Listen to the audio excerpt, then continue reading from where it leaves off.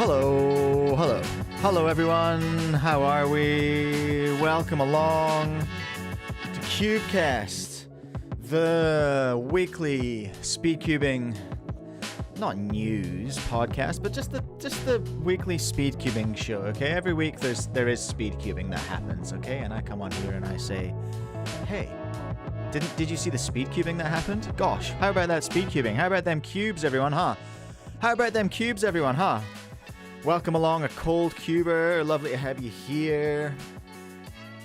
Joey, what up? Welcome. The Yinzer cuber. Are you speaking to me? Am I going to Worlds? No, absolutely not. I'm not going to Worlds.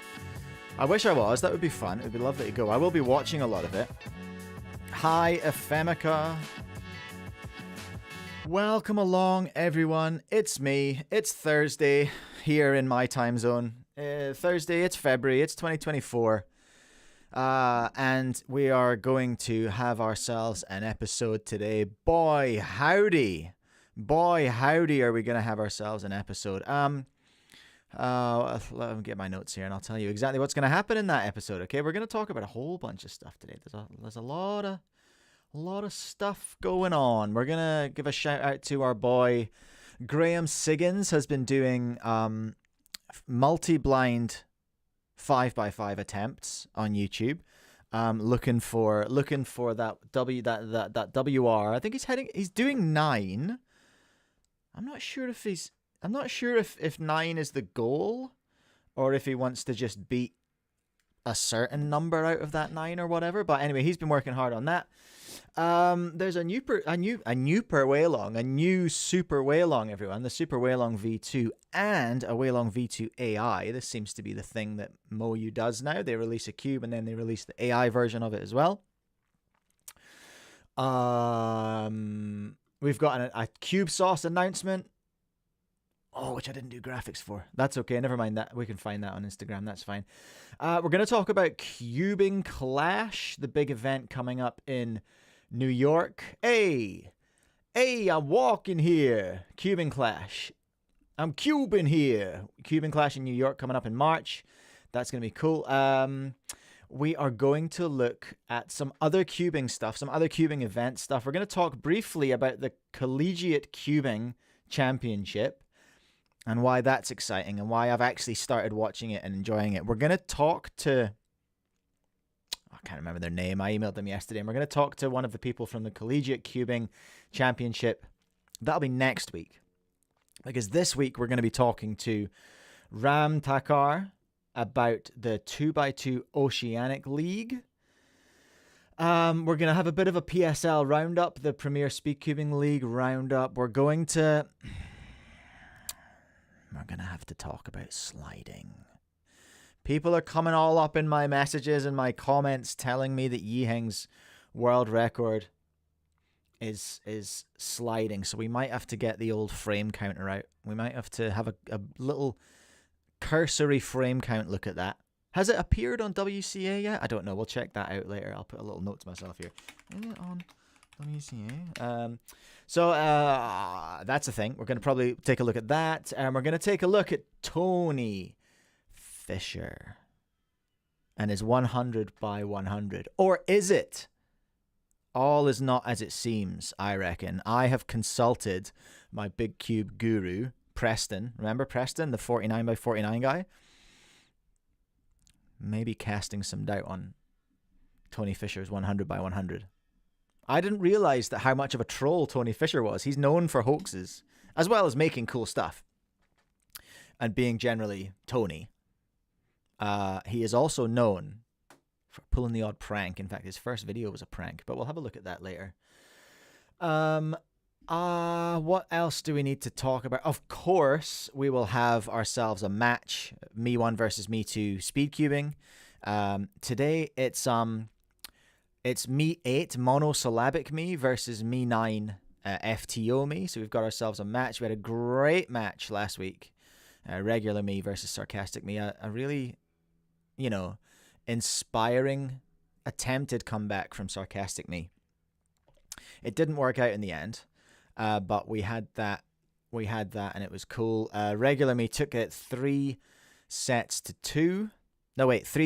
2. moving through to round 2. I've set up a little records tab so I can track the records now as well. They're all rubbish, but they are what they are. So the current mean, it's really not good. It's really not good because I'm not good and I didn't warm up or anything. All right, that's my excuse. I'm not very good at cubes. That's my excuse. So the mean, the current record mean, oh, for heaven's sake, Michael. The current mean is 24.669. That's a mean of 3. Do I need to be specific about that? I don't know. The average of 5 is a 25.1. That's rubbish. And the singles are 21. Obviously, we're holding out for a sub 20 single in NSL. And we are, that's exciting, isn't it, everyone? We're going to be looking for some new records today. We're going to see what Monosyllabic me and FTO me are going to bring to the table. I'm already wishing that I'd taken some time to research even just a tiny bit about FTO for FTO Mike's chat. What's up, Manu? Welcome along. Have you seen the Bolt? Ask Dickman about that one. First of all, no, haven't seen the Bolt. Who's Dickman? Do I know Dickman? Just write mean of 3 if it's mean of 3. Anders, then you know what? That's good advice that I'm going to take, Anders. Thank you for that. MO3. There we go. Is that better? Are you satisfied? Let's make this even bigger. Sorry, everyone. I'm pretty handy with a spreadsheet usually, but I'm making a really ham-fisted job of organizing this one, aren't I? There we are. There's the records. 24 is the mean. 25 is the average. 21 is the 6. 21 is the single.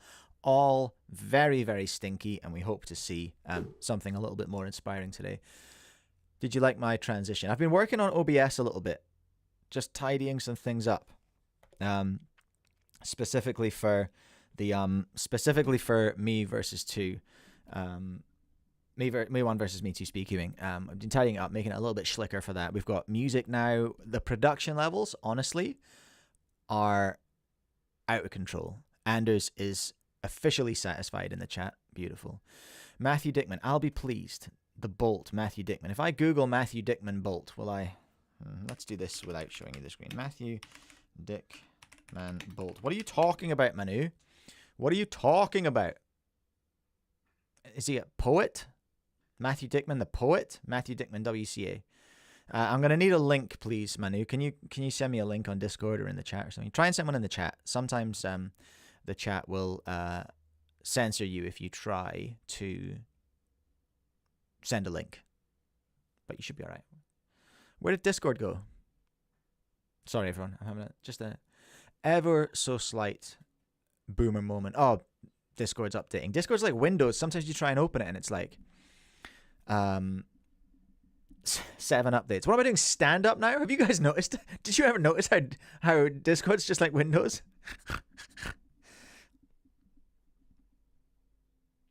Oh, this is certainly not chat friendly. Okay, all right. This is a Manu's coming in hot with the not safe for work content. Okay, right. Well, we'll have a look for that later. Chill. All right, chill in the chat, everyone. What else did I want to talk about? You know what? I'll start. What I'll start by talking about is we'll go to just for some little bits and pieces while we go to while the competitors are warming up for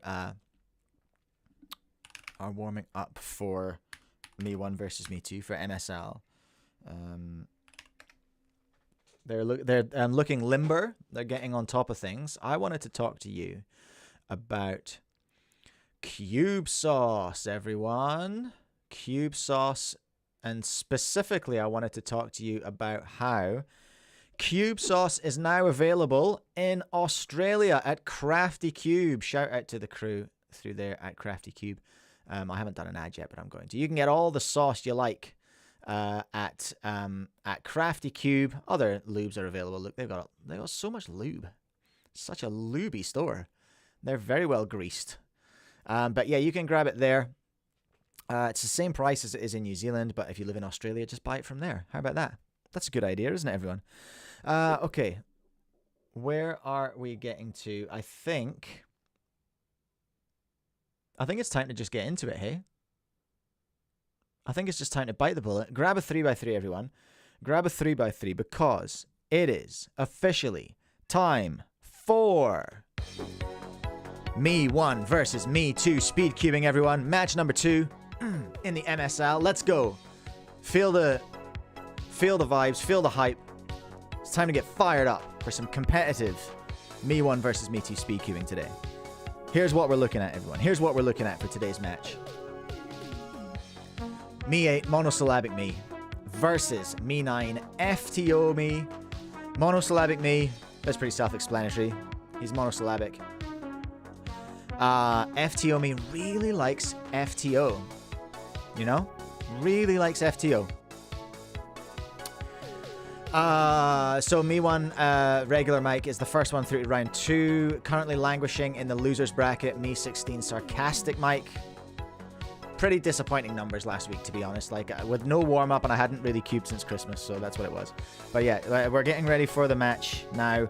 The competitors are in the warm-up area, and we're going to be opening with Me 8 today. Me 8 is going to be our first competitor. We've got the sessions all set up. Everything's good to go, and I can see our competitors coming over for the pre-match interviews. Anarin pointing out correctly that FTO Mike can't even solve his favorite puzzle. I'll put that to him, Anarin, when he steps up for the interview. Just settling into the chair now is... Where's my cube? Oh, here we go. Settling into the chair now. Who? Monosyllabic Mike. Monosyllabic Mike, welcome along to your first match here at the MSL, here at Me 1 versus Me 2 Speedcubing. Lovely to have you here. Thanks. Talk me through your game plan today. Like, what's the strategy that you're going to be bringing into this match? How are you going to be beating? How are you going to be bringing the heat to FTO Mike? Solving. That's conclusive. That makes sense. Monosyllabic Mike going to be bringing the solving into that's the strat. That's the strat, is solving versus FTO Me. Thank you so much. I really appreciate you sitting down to talk with us, Monosyllabic Mike. Any final words for the viewers today? No. Wonderful. Thank you so much. That's Monosyllabic Me, everyone. Not a lot of hype in the chat for Monosyllabic Me. FTO Mike taking the seat now. FTO Mike, welcome along to your first match. Let me know where your head's at. Coming into your match here. Your first matchup, round 1 versus Monosyllabic Me. Honestly, I'd rather be solving FTO. Did you know that my favorite FTO is the Diane? But it's my favorite one to solve on. But if I had to pick one as my favorite all-time legacy FTO, I'd probably have to say Rex TO. I love the whole process, you know. Great, love that, the whole process of building it. What have you been doing in terms of practicing 3x3?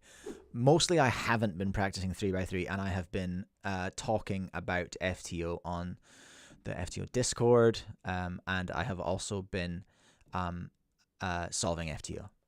Okay, so FTO Mike ready for the event through a lot of FTO, really, you know, and lots of FTO solves, and Monosyllabic Mike ready to bring some solving to the game today. Let's get ourselves over to the correct screen and get ourselves ready for the match here. You can play along at home.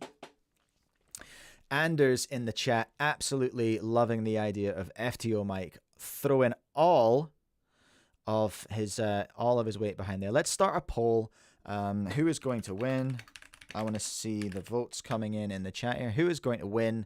Is it Me 8 Monosyllabic Mike, or is it Me 9 FTO Mike?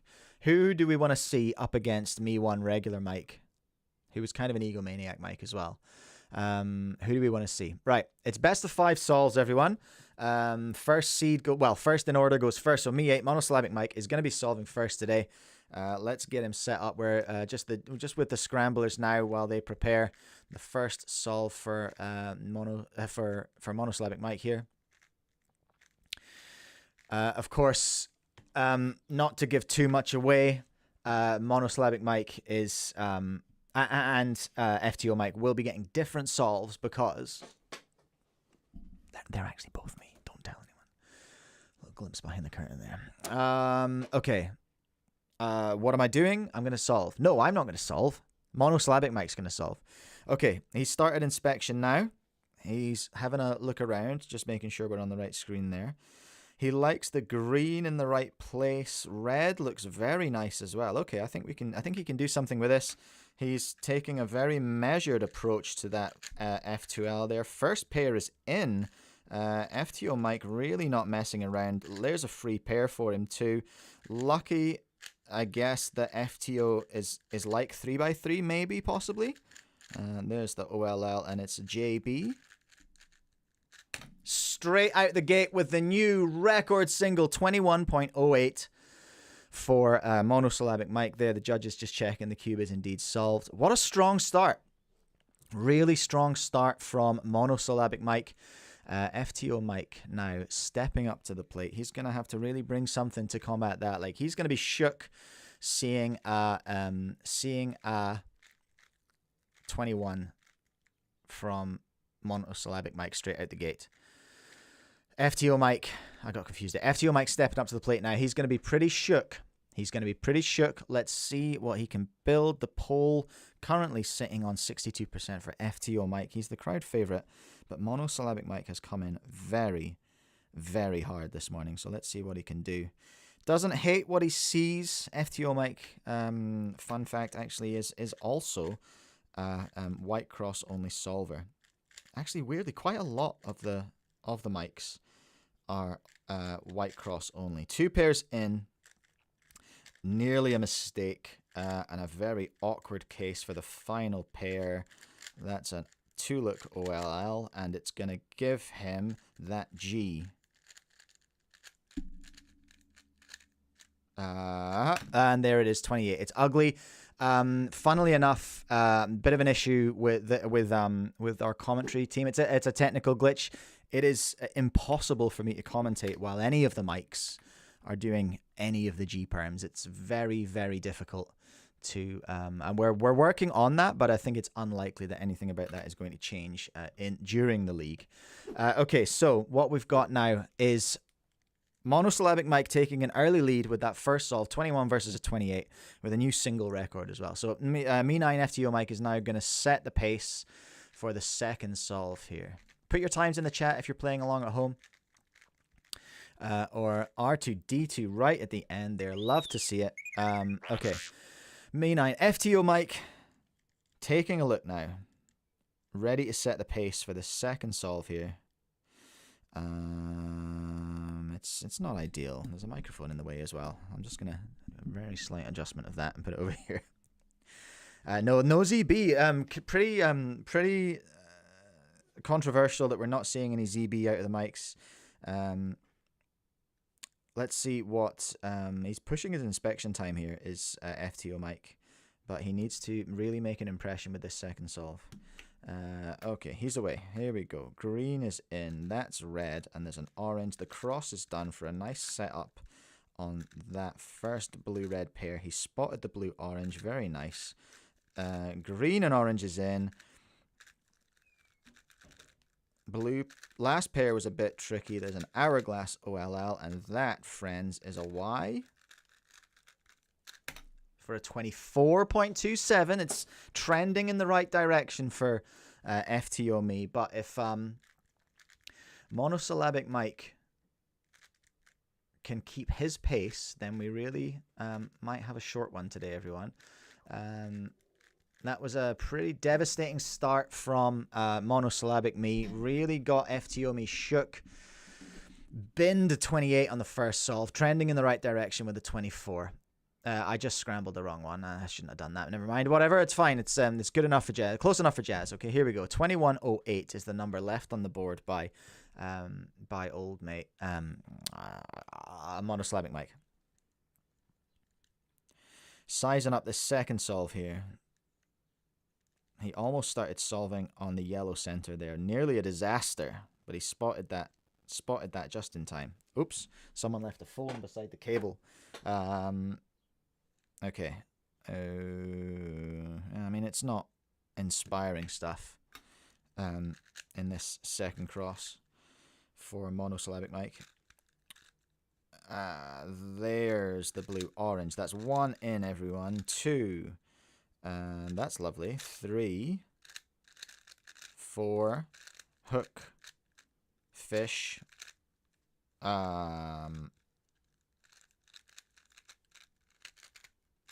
Fans of the format will have noticed that that was, of course, a G-perm, so no commentary is possible during G-perms. Technical glitch we're working on.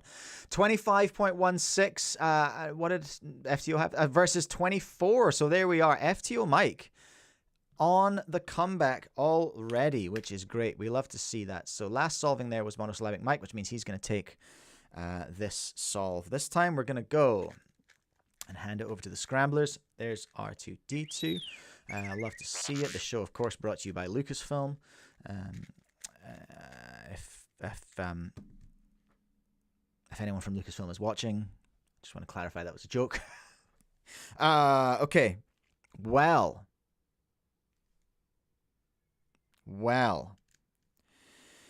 Very interesting, but not ideal situation. I'm not sure what Monosyllabic Mike is thinking here. He's eyeing up a potential M2, U2, M2 to start this cross here, because there's a lot of cross made, but it's kind of in the wrong place. You know how it is. You know how those cubes do. Let's do that over there and then get our first pair in. So he's tried to do many of the mics will try and do like a clever cross and then cook about 8 seconds, which is, in a competitive sense, it's like, yeah, you want to flex. You want to flex those good solutions, but you're here to win, That's a U or a V. I can never remember which is which. Did I start the timer there? I did. That's grim. 28:02 is absolutely disgusting for Monosyllabic Mike there. FTO Mike is absolutely cheesing. He puts the FTO down, steps up to the plate while the Scramblers get things sorted.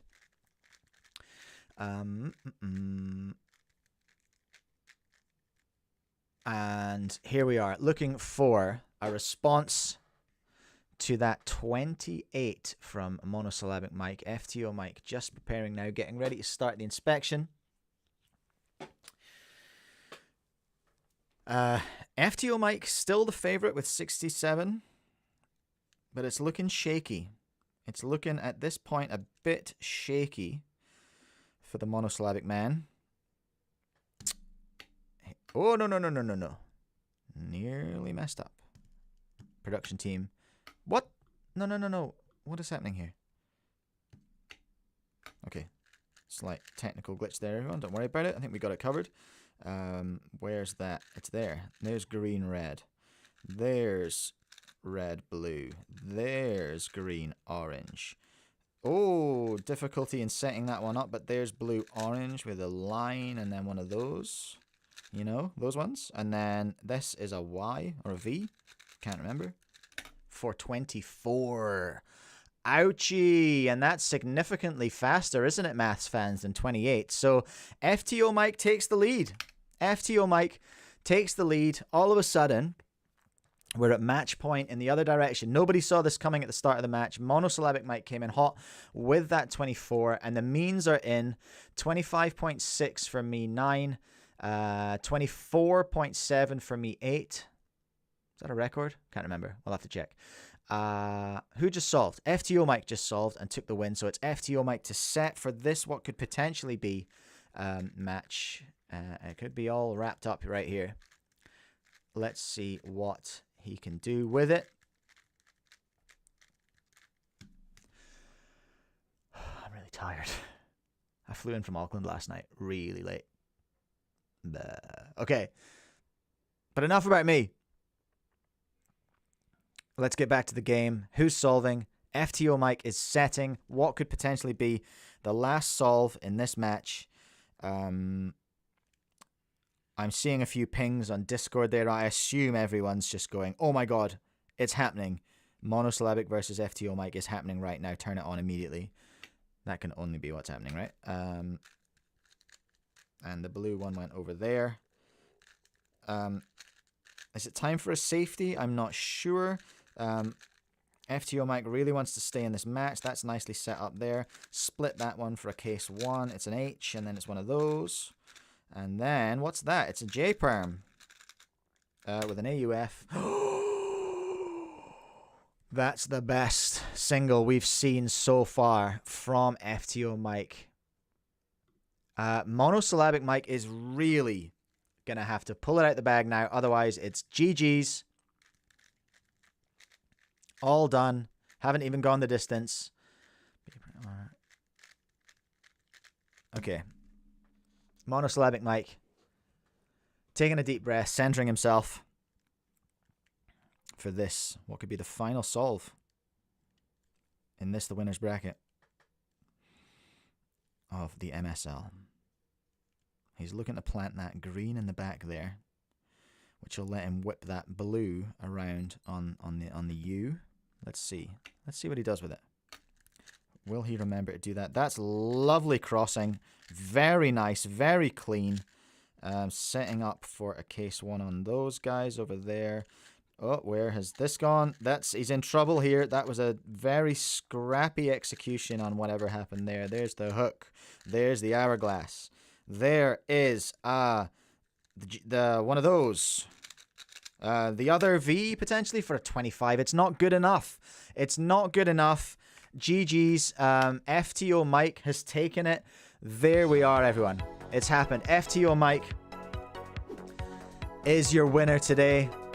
Me 9 FTO me. Is your hold on, formatting is all over the place here. Me 9 FTO me is your winner, and we'll go up against regular Mike in round 2, and then into the losers bracket goes that's L2, right? Yeah, that's right. Hey, yeah. Me 8 Monosyllabic Mike. Absolute scenes here. Absolute scenes at the MSL. Absolute scenes indeed as a regular me takes on. Let's take a look at the records. Let's break it down. FTO Mike's strategy worked. FTO Mike takes the win. Manu in the chat. I gotta say, kind of weird that you didn't put MSL in the thumbnail. Clearly the most anticipated event of the year. That is true. That is valid. What's also valid is I don't have a logo for it. I haven't made one, and I probably won't. If anyone wants to make a logo for the MSL, then by all means, I am open to accepting graphics. Okay, so here we go. The mean of 3, 24.6 is what we were looking to beat. 24.6 is what we were looking to beat. The best mean of 3 from me 8 Monosyllabic me was 24.75. Me 9 took a 23.51 for the best mean of 3. 23.51. Me 9 FTO. The average of 5 was 25.7. The bet. Oh no, we didn't get to 5 solves, so no average of 5 records today. The single 21.54 for me 9. 21.08. So there we go. 21.08. Oh, for heaven's sake. 21.08 is the new record single for me. Far right. Me 8. This music's really distracting. Which one was that? Monosyllabic Mike. Mono me. Okay, let's kill the music. Yeah, I can't deal with that. That's a lot. Okay, so there we are, everyone. I don't know why did I change that back? We have some new records. So me 9 has taken the new mean of 3 record with a 23.51. 21.08 is our new MSL single record from me 8 Monosyllabic me. The competitors are making their way back over from the competitors area now.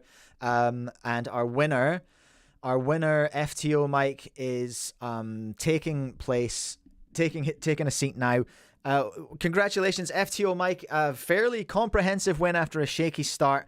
What's on your mind after this victory today, after this match? Honestly, the main thing that's on my mind, I mean, this is not going to be a surprise to anyone, but it's FTO.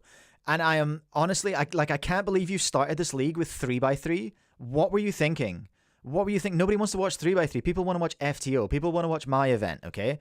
Like, when will the fat cats behind the MSL wake up and realize that the real cube, the real puzzle that people want to see in our sport is FTO. Okay, now this is boring. 3x3 is boring. Big calls there from FTO Mike, obviously a big fan of the FTO, big ambassador for their own event, and that's cool. We appreciate that here on Cubecast, here on the MSL. Are you excited? What are you feeling about regular Mike and your imminent matchup in round 2 with regular Mike? I heard regular Mike can't even solve an FTO. What is he doing here? What is he doing here? He can't even solve an FTO. Cringe. Thank you so much, FTO Mike, for your words there. Okay, so Monosyllabic Mike working his way over here now, taking a seat, looking pretty dejected. After a very strong start. After a very strong start, Monosyllabic Mike hot out the gate with that 21, with that new record, but then just weren't able to follow it up. What happened? What happened? How did FTO Mike manage to get the competitive advantage over you today? Cheating.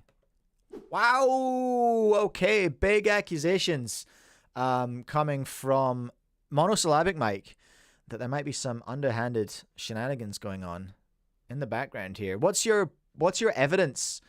What's your evidence for cheating accusations against FTO Mike? Vibes. The vibes are off. Monosyllabic Mike is clearly very unhappy. Is it any consolation that you got the single record today? Some. Okay, not definitive. There's some solace in the fact that that Monosyllabic Mike was able to take the single record today. So 21.06. Let's remind ourselves. The single now 21.08. I beg your pardon. And a lovely 23.51 mean of 3 there as well. There we are. That wraps up the MSL today. And Aaron just reminding me that Monosyllabic Mike literally just didn't live up to his name just there. Maybe he's cheating. Maybe he's not who he claims to be. But yeah, cheating is not monosyllabic. I got nothing. That's it. That's today's match, everyone. I hope you enjoyed it. I hope you had a lot of fun. And I hope you'll be back for more next week. You know what goes well with a match of Me 1 versus Me 2 Speedcubing is some ads. That's what. Wait. Where volume? Too loud. That's my mic. There it is. Where volume? Sorry, everyone. That's so loud. That's so loud. What am I doing? What am I doing here? Cubecast. It's brought to you by the good people at Speedcube Shop. Use code Cubecast there to save 5% off. Maybe you'll use code Cubecast to save 5% off the new Super Waylong V2 or the Super Waylong V2 AI, aka the Swift 2i. Swift 2 AI. The Swift 2 AI and the Swift 2, both available at Speedcube Shop, and use code Cubecast for 5% off. Alright, and if you want to learn to spin that Super Waylong V2 real good, faster than all your friends, head to Cubing Life Academy and use code Cubecast to get 5% off any of their amazing courses and learn to spin the cube real good, and do blind solving real good, and do clonk real good, and triangle real good as well. They do lots of courses about lots of cubes. It's real-time learning in a group with a coach. It's great. And also, the show is brought to you by Cube Sauce, which is now available at not only speedcube.co.nz, but also Crafty Cube in Australia. Fun fact, Crafty Cube is not called Crafty Cubes or Crafty Cube Store, like I tried to suggest it was. It's craftycube.com.au in Australia. Buy all the sauce you like over there. Alright? Alright? Alright? Say the line, Bart! Use code Cubecast. Yeah! Do what he said, everyone. Do what he said. Hey, we should do a show now, shouldn't we? Mike trying to do monosyllables is ruining him. Yeah, I've bitten off more than I can chew in so many ways with the MSL. In so many ways I've cooked myself. Levi Mars, the more I look at the title, the more I hope Wyoming State Championships becomes a reality. What's the title of the stream? I forget. Is it in my stream settings here? No, I can't remember. What did I say? I can't remember what I called it. That's how much thought I've given it. Ooh. Okay. What's coming up on the show today, everyone? Just a reminder. Well, first of all, we're going to take a look at, let's go look at GrahamSiggins, eh? Because he did another multi-blind 5x5 attempt. Didn't he, everyone? GrahamSiggins. He's been working on this for weeks now, I think. As far as I can tell, he is going for the 5x5 blindfolded record. Correct? Is that what's happening? There was one. Oh no, it's we're looking at live video. So he's been going like every day. He's been going for the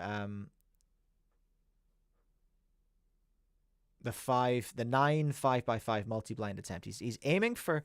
I don't know if he's aiming for 9. I mean, I guess he kind of is, right? He kind of has to be. But he has been broadcasting the whole thing. And where did we get to yesterday? What was the result? Because I missed this one. I feel bad for spoiling it. But oh, it doesn't look good. Oh, it doesn't look good, everyone. He's had some good days. He's had some bad days. And yesterday looks like a bad one. That's not ideal, is it? Even I know that's not ideal. Wait, he still saw... Wait, oh, okay, hold on. Where's the blindfold still on? I want to see the very end. Here we go. Here we go. It's really interesting listening to him kind of talk about the execution and talk about when he thinks he's getting things wrong. And I've been really enjoying it. So he's clearly stuck here, eh? Well, there was one the day before this when he got really chewed up on one in the first solve. And it was devastating because it shook him. It shook him for the entirety of the rest of the solve. So what was this? I don't think any of... Oh, no, he's got one. Does a +2 count an iron? He got one with a +2. I think those two count. Is that right? Okay. Oh yeah. Okay. Here we go. An iron coming in with the breakdown, and at the same time in GrahamSiggins chat as well. So that's kind of buzzy. So an iron saying he has done 8 in the past. That's crazy. He streams on Twitch too. That's nice. Okay, so 2 out of 9 in an hour and 2 minutes. And then, wait, an hour and 2 seconds. Memorization was 45 minutes and he forgot parts. People are thinking he needs a break. 5 multi-blind can be like that. Yeah, I can believe that it's just like so hard and so much mental strain. But even to get, I don't know if I could even do a center, you know what I mean? Like, even if I knew a technique, I don't know if I could even get a center. It's tough. But anyway, that's our man GrahamSiggins, who is grinding away very, very expertly at the 5x5 multi-blind. Is that what we call it, an iron? 5 multi-blind? Grinding away at the 5 multi-blind attempts. Really... really impressive stuff. I really want to see him get one. Like every time I've tuned in, I don't know why it's so exciting, but I suppose because it's such high stakes and because it's so impressive what he's doing. I think I kind of understand what Michael Chai was talking about when I talked to Michael Chai about what might be the next event in the PSL. He said that his next, like, I think he wanted. Didn't he say he wanted 3 blind, like up there as like one of the potential next ones that he would consider putting in the PSL? And I was like, what? 3 blind, really? But I guess actually head to head 3 blind. I can fully imagine that being super exciting to watch. Tough for the people in the room because you got to stay quiet. But could you imagine I think the reactions and the crowd reactions and the solver's reactions could be kind of hype for that. Which would be pretty fun. I reckon. Chang in the chat enjoying that. James McDermott was on stream when he said that. He was enjoying that idea as well. So, there's a lot going on there. Ram is going to join us at about 10:30, which leaves us about 15 minutes. So I wonder what we should do in the meantime. Should we take a look at the 100 by 100, I wonder? Let's do that, hey? Let's do that, everyone. Let me just look it up here. 100 by 100. So, Tony Fisher released a teaser. Let's take a look at it together, everyone. Let's take a look at it together. And I'll just stop it at a few points, and we'll talk about it together. All right? Because there's a few things in here that don't look right. And I'm going to take you through all those, and then I'm going to discuss what Preston, the 49 by 49 guy, had to say, because I immediately texted him and said, thoughts, feelings, emotions. So he's coming with some stats at the start here, you know, just a bit of mind control. But already, things look sus, don't they, everyone? Things look sus. There's like a seam all the way down the middle here. And there's very, very clean lines along this axis, which makes me think this is a 1 by 1 by 100. You know? That's my suspicion.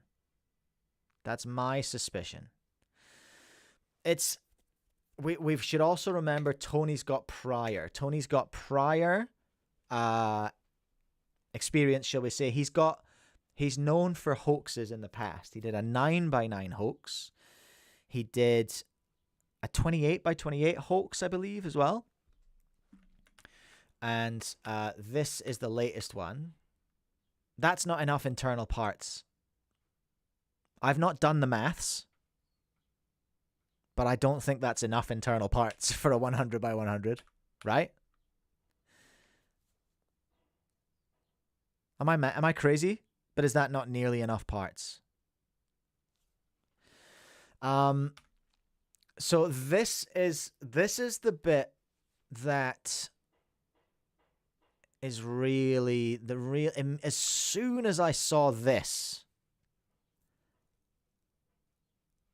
I was like, we're done here. There is just no gaps here. These are not gaps. This is like carved. This is carved. This has to be. I can't believe he gave us this shot here, because it almost looks like, this does not look like printing on here. And you can almost see, like, this does not look like any kind of 3D printing. It's way too uniform from what we know about Preston and how, like, floppy things are. And there's far from enough pieces. Chang, 100 times 100 is already 100,000, so centers alone is 600,000. One side is 100 by 100 pieces, which is 10,000 pieces. Yeah, there we go. I was going to do 100 times 6, and then I was like, no, wait a minute, I've missed a step there, haven't I? That's also not nearly enough. So he's laid it out for us. He's hiding in plain sight. In that bit that said the pieces number. 87 kgs, I can kind of believe. Oh, wait a minute. I've misinterpreted. 58,000 external parts. And okay. So hold on, 59,000. So maybe not. That's okay. I'll have to retract that one. But this is not real. This shot right here. I think this is the real giveaway. No cube of this size could possibly sit this flat, right? Can't be. And you can almost see like it's in quarters. I reckon there's a seam here, there's a seam here, and here. Unless that's like a optical illusion that's breaking my smooth brain, which is possible. Let's look at the side as well. We get a little bit of clues into manufacturing here. You could argue that could be pattern off of a print bed. It's possible that parts of this were printed, but it doesn't look like any printing I've seen. But then here we go. Trying to move a side of 10,000 pieces. He looks like he's being very careful, doesn't he, everyone? But then it's hard to see, but there's nothing in there. There's nothing in there. And what is being given away here? It's black internal with bits stuck on the outside. That's important, Timmies. Remember, we'll come back to that. Anders, it can't be that flat unless it's 100% magnetic. Is that possible? Yeah, so the internals don't seem to exist. This is giving weight to the 1 by 100 theory. It could be bad video resolution hiding them. And Iron, you're exactly right. But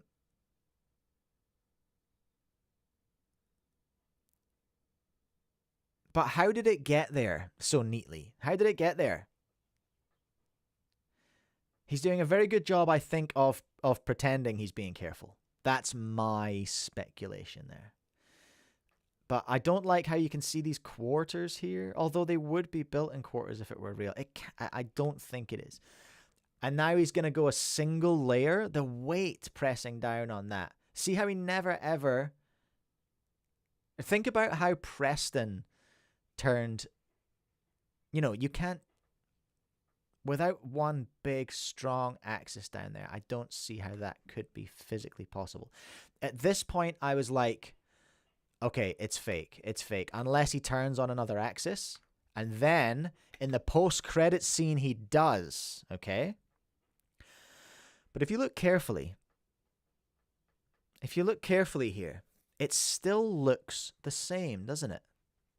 And I put this to Preston. And said... How, if this is fake, how has he faked this bit specifically? And Preston put me back to where's my messages here? He put me back to the scene earlier where we saw that it was black internals with bits stuck on the outside. And he said, I think... See how red was on top? Oh, no, but red's been cut now. Red's... Maybe there's two. But because here he demonstrates that, to my mind, if those are real turns on the vertical there, then this is a 100 by 100. But no checkerboard. And this...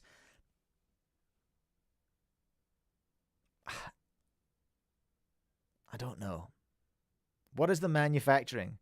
Chang, colored electrical tape? Well, that's what Preston and I thought. We thought maybe the caps are removable. Maybe he's made... Or maybe this one's just been built in this color configuration. We haven't seen a checkerboard. Until I see him do a checkerboard on it, I don't think I'll believe it. Is that fair? I think it's a very cool prank. It's a very cool video. 2 by 100 by 100. How can you say it's definitely not a 1 by 1 by 100? Because I think with Preston's explanation of the caps potentially being removable, I would suggest 1 by 1 by 100. Do you know what I mean? But an iron saying there's no way it has 100 layers on any axis. Interesting. Okay, you reckon these are chunks, do you?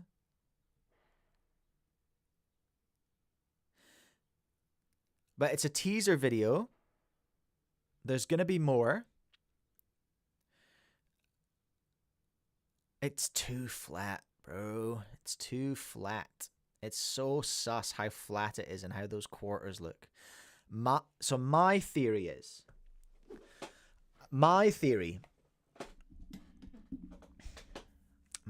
as follows. Chang is suggesting it's a 6x6. My theory is there's more than one of them. My theory is there's more than one of them. There's one set up to look like it's solved so we can do U moves on it.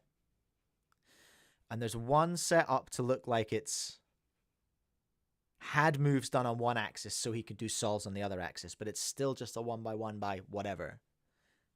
That's my theory.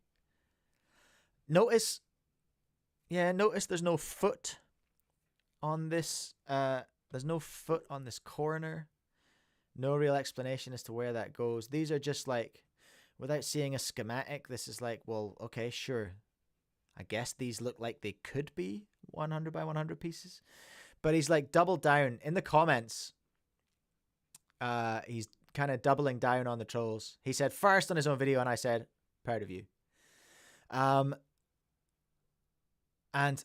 lots and lots of people believe it 100%. So Tony made his own comments. He went, first, is that a 10 by 10? Why? Does it corner cut? Which I thought was pretty funny.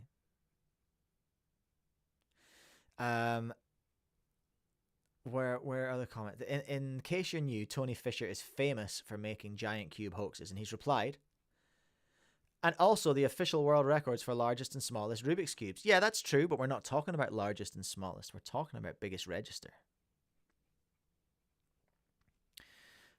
We're talking about biggest register here, and it's a very good video and it's a very good prank, and I think it's great. But I'm gonna put it out there. I don't think that's real. I don't think it's possible that that's real. I think it's a 1x1 by 100, or 1x1 by something. If we go back to an Irons analysis, which I think is good actually, you could be onto something there. Super flip. Either it's a complete fake and Tony Fisher is an illustrational genius, or it is real and he's a technical genius. I think it's the former. I think he's playing us. And I love to see it. Like, it's great. You know what? It requires a poll. I'm going to end the poll. FTO mic 1. We all know that. I'm going to make a poll, everyone. And the poll is going to be as follows. Is the 100 by 100, is the Tony Fisher 100 by 100 real? Wait, I'm just typing that in the chat. Whoops, I need to do a poll. Poll. Is the Tony Fisher 100 by 100 real? Yes or no? That's pretty simple and straightforward, isn't it, everyone? Let's see. Let's poll my current live audience and see what people reckon about that. I've put some new prompts into my chat, by the way. You know, I had sometimes like there's prompts will come up and say like and subscribe. I've also put prompts in there that are going to say remember to have a snack and stay hydrated. And those are reminders for me because I get too hungry and thirsty and angry when I'm on this stream. Ram has sent me a message. He's ready to go. All right. I think we're going to probably bring Ram in, hey? No, Chang, not real, like as in he can touch it. Oh, don't tell me that can't be a bad poll. Is it really a 100 by 100? Oh, shoot, I hit end poll. No, because I'm going to clear this up. Chang, far right. 8 people reckon. I'm going to do this again. Start poll. Is the 100 by 100 really a 100 by 100? That's clear, isn't it?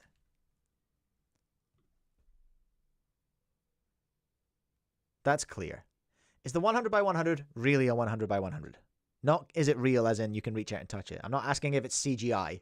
I'm not asking if it's AI. Okay, now we're getting different results though. Maybe it was a bad poll. Maybe it was a bad poll. So far we do have a believer in the chat. there is a believer among us, you know?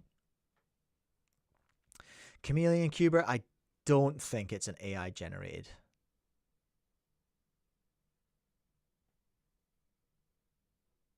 I don't think it's AI generated. Nah. If it's a deep fake, then I'm scared.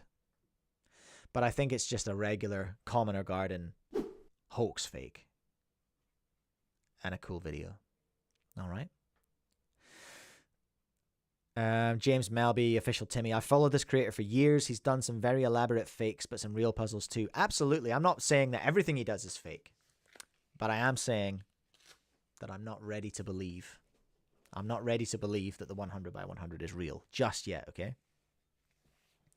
Bear with me. I've got a bad knee. I've got to take this thing off my knee because I shouldn't be sitting down with it on. It's only for adventures. Oh, I'm so old and tired. I was in Auckland for the last 2 days, the last 48 hours, doing some work for the King's Trust, and I left. I flew out of there at like when did I leave? I left at like 9:15 at night, and then got to Christchurch at like 10:15. Then got a bus at 11:15 back to Littleton. Eventually got in at like, I don't know, 12:15, 1 in the morning, whatever. I'm tired. Chang has just said, we need a deep fake mic. You know, one of my biggest fears is that my voice gets turned into a fake AI voice. They do that to streamers and podcasters because there's so much information for the AIs to work on. I shouldn't have said that out loud. I realized that was a bad thing for me to do. It's 10:30. Let's just do a little bit of technicals. I'm going to call Ram, who I've noticed is in the chat and all up in my Discord as well. So I'm just going to start a video call with Ram here. And it's going to mess up. It's going to mess up OBS. That's cool, isn't it, everyone? It's going to wreck all my screens on OBS. Hey, Ram, nobody can hear you yet. Hold on. I'm going to... where's the thing? I need to put it on this one. Okay. Oh, and I need to pop this out. Hold on, Ram. Hold on. We're getting there. Yep. No problem. Stop the music right now. That's what's going on. Do you want to say hello, Ram, and just make sure I've got audio? Hello, hello. Yo, we can hear RamThakkar. Where is the pop out option? There's pop out, and then I should have. Hey, there's a Ram on my screen. I'm gonna you're gonna have to trust that you can that people can see you, Ram. They can see you on stream now. Oh, no worries. I have the stream open like on my phone right next to it just to read the chat and whatever. Great, So, you did it. Okay, cool. yeah. Welcome along. Hello, Ram. How are you? Hello, good morning. I just woke up. Great. I envy you. I was up long ago, but I envy you. Where are you based now? You're in Auckland, right? I'm in Auckland right now, yeah. My sleep schedule has been a little messed up since uni stopped, I guess, but got to fix that up because in a couple of weeks I'll be going back. Yes, right. Of course. Yeah, back to school. Stay in school, kids. Stay in school and study. What are you Don't drop doing? out. Don't drop out. Don't do what Mike did and drop out twice and then go back to uni again, because then you'll have student debt in your 40s. Hooray! Oh dear. Now I'm going into my final year of uni, studying data science. Data That's it. science. It's kind of just like a fancy way of saying computer science and statistics combined. Gotcha. Okay. Hey, listen, for the people on my stream, of which there will be, I'm sure, no one. For the people on my stream who maybe don't know who you are, do you want to introduce yourself in a speedcubing sense and let them know what's up and who Ram is? So my name is Ram. I hold a 2x2 national record for India, and I also have a YouTube channel with about 10,500 subscribers. Ooh, 10,000. Nice. Very nice. Congratulations. Thank you. I dream of the 10K day. I dream of it. Soon, very soon. Soon. First New Zealander to hit 10K. Oh That'd my. be pretty exciting. So we have got you here today to Mhm. talk about I'm gonna get the name right, the 2x2 Oceanic League. Yep, that's right. So yeah, if you have any questions you want to start with, or I can just go straight into it. You Doesn't can matter. just give us your pitch. You know, give us the pitch. Tell us all about it. All right. It's an online 2x2 league. Well, it's kind of a league I'm co-organizing. The main head organizers are JJ. If you know JJ Cuber, he's your He's the He's on the supreme team. he's on the Supreme team in And Australia. yep, and it's also Cooper Jones, one of the speedy kids from Christchurch. He comes to my cube club as well. Yeah, local Yeah, exactly. man. And I'm kind of like one level below. I'm sort of the co-organizer with those two. It's basically just a 2x2 base league for oceanic cubers in general, where I think there are 8 Australian competitors and 8 New Zealand competitors. It's very similar to the 3x3 Oceanic League and the 3x3 Kiwi League that took place in 2021, I believe. It's Yeah. sort of just like a head to head format on the same scrambles, first to 15 points, and whoever reaches 15 points first wins. It's very spectator friendly, especially when there's something like a good scramble coming up. You get to see these rapid fast times. Yeah, I bet. Well, And what kind of times have you seen? What are the records we're seeing? oh, Connor Johnson just went ahead and in his last match swept all those records. I think he had like a 1.3 AO12 and a 1.2 AO5, and then a median, like his median time was 1.45, which, you can't say he doesn't average 1.4 in that league. It was actually a magical match to watch. That's crazy. Connor on the Supreme team, of course, as well. Yeah, Connor on the Supreme team as well, of course. I have an issue. So Connor and Cooper both come to my cube club, and I have Hmm. had an issue for as long as I've known them, calling them the right name. So sometimes Cooper is Connor, vice versa. Always, both CJs, Connor and Cooper. Cooper is organizing. Connor's on the team and is currently ripping up all the records. Can I see the? Yeah. Can I see the? Is there? Are we in? We're not in finals yet. So talk us through the bracket. What are we looking at? So what it's looking like right now is there are groups that are going on. There is groups of competitors. We basically just made it 4 groups: Group A, Group B, Group C, Group D, and then each group contains 2 Kiwis and 2 Australians, and everyone in every group faces everyone in their group. Okay. And at the moment, we have finished one game from every single group, and yeah, that's kind of what it's looking like right now. There's a Google document that I could probably just send through in the chat or I'm something looking. like I'm that. looking at it right now. Do you mind if I can I link that in the chat for people to have a look at? Yeah, I don't mind at all. Go for it. All right, it's all locked down and stuff. I'm just gonna pin it, so people can go and take a look at that now. So we're in the first tab, looking at the group. So in Group 1, we've got Connor Johnson, our man, Lachlan Adams Roman from Who Australia. is the 2x2 Oceanic champion right now? Oceanic. He That's won the right. Yeah, Oceanic. yeah. Jack McDougall from New Zealand, Hmm. of course. Sebastian Lee from Australia, I'm guessing. That's right. Then in Group B, we've got Roman. I'm guessing we had Roman versus Elias, Yep, we had Roman versus Elias. and Roman took that Roman is one. the 2x2 Oceanic record holder, as you may know. Whoa, that's a tough draw for Elias. Who's Yeah, very tough. Adian Daga? Oh, he's one of the up and coming billion Victorian 2x2 solvers Right. who's just getting fast. Okay, and Chris Mills, the GOAT, is in there as well. Okay, I'll need to see that match for Yeah. sure. Well, he had a bit of a last minute entry, let's say that. Okay. Jack Madigan was meant to be in it, but he pulled out after he made it through, and Chris Mills was the seed below him in the qualification, so he was let in. Yeah, that's two other Kiwi Cubers I have trouble telling apart is Jack McDougall and Jack Madigan. Just because Oh, they really? break my brain. Just the name. Benjamin Cow. Cooper Jones is in there as well. Oh, got smashed in his own competition. That's rough. So is this the first? Let's go through the rest of them. Carol Chai as well from the team. Nathan Fares. Phoenix Patterson's in there. Levi Hetherington. Levi's in New Zealand. Yep, Levi's in New Yeah, Zealand. He I know that pulled name. out some crazy times at the New Year in Auckland comp recently. Got like sub 2 seconds, and he also got like a 0.6 solve officially, Epic. which is And yeah, Yuki top stuff. Gao is in there as well. Obviously, we'll be looking forward to seeing her compete. And Nicholas Muratidis. Sure. Sure. Let's say that. Let's say Nicholas. Okay, so is this is the first one you've been involved with?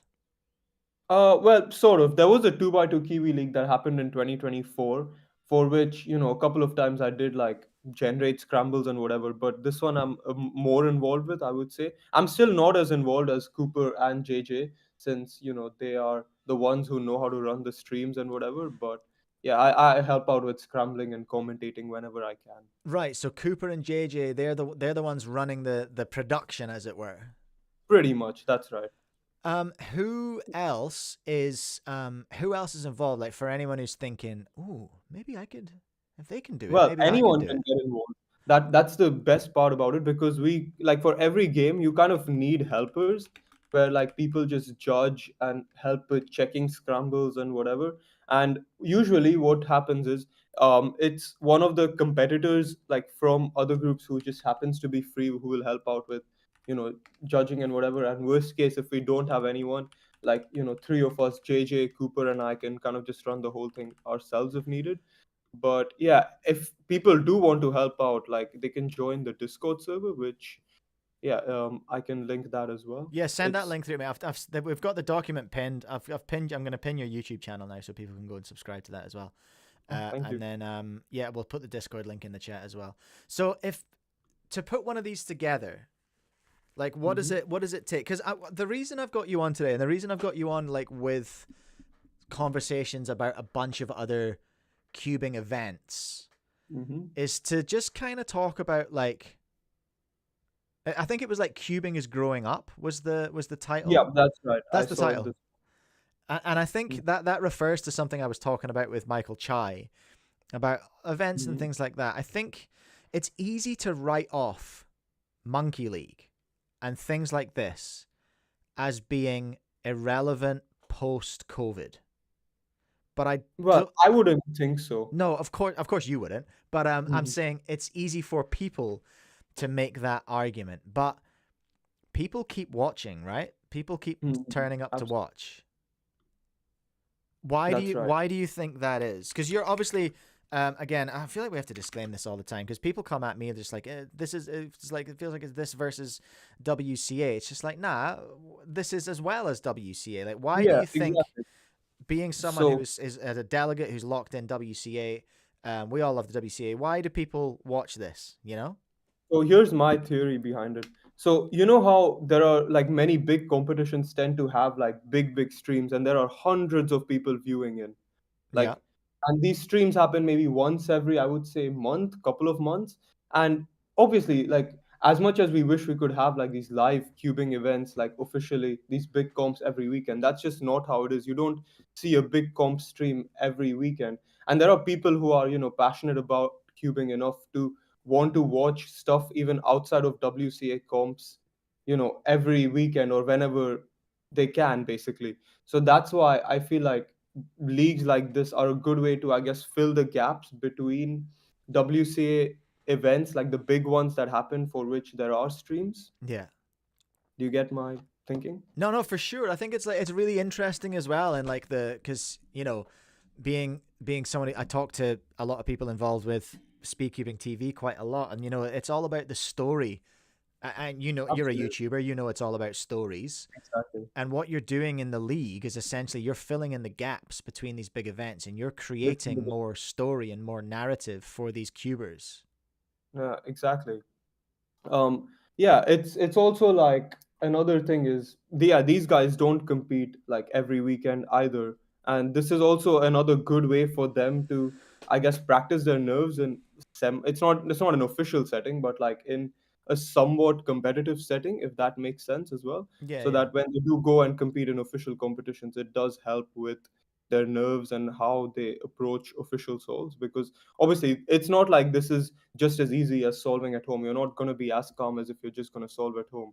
But at the same time, it's not an official competition. So it's not as much on the line. So it's kind of a good middle ground. yeah, for sure. So if anyone's like, so we had some of the feedback that came out as a result of PSL coming out and being 3x3 only was that their other events weren't in there. Obviously, your one is 2x2 only, so you're focused. Cooper's event is focused on 2x2. That's right. If someone's watching and let's say they're a 2x2 main, sorry, a 4x4 or a Pyraminx main, or they're in some other event, like what can you tell them about what they need to do to set one of these up? Like, how hard is it, first of all? Hmm. Who do you need, what do you need to set one of these up? So obviously we're not at the level of like PSL or any of that. Like this is just a simple online league that we're just kind of doing for fun. And I would argue that this is one of the easier leagues to run compared to, I guess, the other ones you're going to talk about. Even Monkey League, for example, it's like I feel like they have a lot more volunteers and whatever. And this one is a lot easier to run. All you need to do is, I guess, get people to compete. That's probably the hardest part. Like, and then once people compete, what you have to do is, I guess, make groups. And then what we do is just we run the streams on StreamYard on the 2x2 Oceanic League YouTube channel. And that's kind of just how it is. It's nothing crazy, it's nothing more complicated than that. I would say that a match can be set up to run within what, 5 to 7 minutes, even as long as you have enough volunteers who are willing to help out with the judging, sending scrambles, commentating, whatever. It's honestly not as hard as you might think, if that, yeah, Yeah. So motivating. what are the stakes? What are people competing for in the 2x2 Oceanic League? No, I don't know. It's not been sponsored. It's just for fun. It's just for glory. I guess it's just for glory. Yeah, I don't think Cooper or JJ have really thought anything about sponsorship. But like, here's the thing: there are so many good Oceanic 2x2 solvers these days. It's like people are just like, I guess, adding on. Like there are so many from Victoria, lots from New Zealand, and I guess other parts of Oceania as well. And they're just adding on top of each other. So I guess like having all of them in a league kind of like motivates each other to compete, if that makes sense. They're like, oh yeah, everyone's doing it, so why don't I do it as well? Like the only big name I would say missing from this league is Alexander Vucic, and even he was meant to compete, he just didn't end up doing so in the last minute. So yeah, there are lots of big names here, so I guess that kind of just helps in a sense to get other big names to compete. So there's nothing really on stakes, but Oh yeah. yeah, that would have been great to see Alex in it. He's in sort of the spiky end of school now, though, isn't he? He's getting into like sort of late Yeah, stage high he's school. I guess a little busy. Um, And honestly, 2x2 is like one of his last focus. Like from when I talked to him, he's just like, oh, 4x4, 5x5, Megaminx. I don't care about 2x2, that's which so fair funny enough. because he'd still come in and absolutely slay at 2x2. Yeah, he got like, I think, second or third at nationals, even That's crazy. What kind of times? like 1.7 average. Because I Oi. think Connor won with 1.5, and then I can't remember. I think it was either Jack second or Jack third, and Alexander was the other. I'm just noticing your name is missing from the competitors. What's that about? Why are you not in there? I Oh, get I is don't usually, honestly, I don't usually, I guess, compete in the leagues. Well, first of all, Cooper did make the rule that people who are not representing oceanic countries can't compete. So anyway, I wasn't intending on competing anyway. And then in the last minute, I think there was like a poll put out, should Yuki be allowed to compete because she represents China? And I think it was a yes or something like that. well, So she's I in guess, there, so I'm assuming yes. But then she lives yeah, in New Zealand. I she feel like lives in New Zealand. yeah, fair enough. Um, Very cool. Listen, thank you for coming on. I appreciate you jumping in and having a look. There's a few Yeah, people no problem. looking at the league just now, looking at that document. It's you and Cooper and me. And I was enjoying watching one of the matches. Who was playing yesterday? Was it yesterday or the Was day there anyone before? playing yesterday? I Yesterday or don't the day even know. before? I can't remember. One of them popped up and I watched it. One of you messaged me about it. Somebody messaged me about it, and I was like, "Oh, I hadn't heard of this. I'll have a look." And then Oh, it there it was was. probably, what was it, like Lachlan Adams Romaine versus Connor? I don't know if you It watched that. was. That was a very good match to It was watch. I would say Connor. that was probably the best match. Yeah, it was a lot of fun. It's really I love the way the format just makes it exciting and makes it competitive. Even in just like obviously me one versus me two speedcubing is nothing. It's literally a meme. But it's like even then it's just like the format just somehow adds It, this it level of engages. excitement. Yeah, exactly. It can still engage people. Yeah, for sure.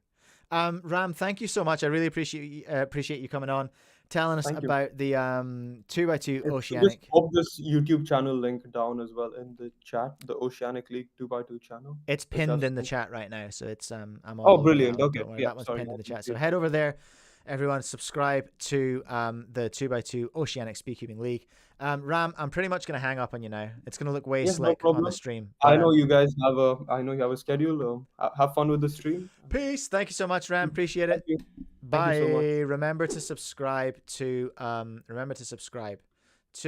the Oceanic League, everyone, the 2x2 Oceanic League, to watch some hectic 2x2 speedcubing. Wild Scary Fox 5x5 is the best WCA event. Do it, Wild Scary Fox. Create a 5x5 league.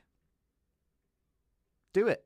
Get into the 2x2 Discord and ask them, just like, how do you do it? They're all, I'm sure, gonna tell you. They'll give you all the tricks. They'll give you all the secrets and let you know how it's done. We're all for sharing around here, I reckon. Okay, what are we looking at here, everyone? What are we looking at? I need to organize myself. Did I mention I'm sleepy as? So we've talked about Siggins. We've talked about... I'm just going to organize myself here, everyone. All right. That's what I'm going to do. Organize my little list. Talk among yourselves. Talked about Siggins. Talked about Cube Sauce. Available at Crafty Cube, didn't we? We did that. So that's good, and we'll mention that again, I'm sure.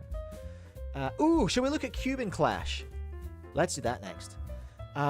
Okay, Tony Fisher, we've talked about that. That was cool, that was fun. We're going to talk about collegiate cubing. We've talked about the 2x2 Oceanic League as well. What am I doing? Sorry, everyone. Just trying to stay organized so I can, bring you this hot content in as organized and wonderful a way as possible. I have to run off and get some more coffee at some point. 2x2 Oceanic League Ram. Done that. Alright, get out of here. Get out of here. Get down there. I want to talk about... Turn the music off. Get a nice clean start for the VOD. What are you guys yapping about in the chat? What's going on here? Pro 5x5 League soon? Do it. Do it, Wild Scary Fox. I will subscribe. Aniron, 5 blind better than 5x5. Make a 5 blind league, Aniron. That could be a global one because there's not a huge amount of you guys, eh? A 5x5 league? That would be pretty fun. How would you do that, Aniron? Pitch it to me. What would your format be for 5 blind? Would that just be like... Because you get an hour for that, don't you? No, that's not true. That can't be true. I wonder if you could do just a head-to-head. Like, memo starts at the same time. You know what? I tell you what, actually, I would watch that. I would watch 2 people memoing at the same time. I think that would be good for a big blind format. Try it with 4x4, 4 blind. You know what I mean? Would watch.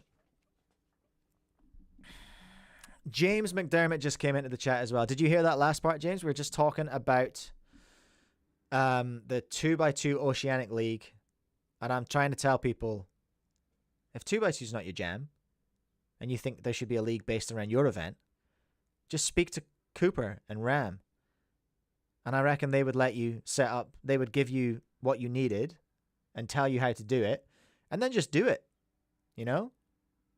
Just throw it out there and see what happens.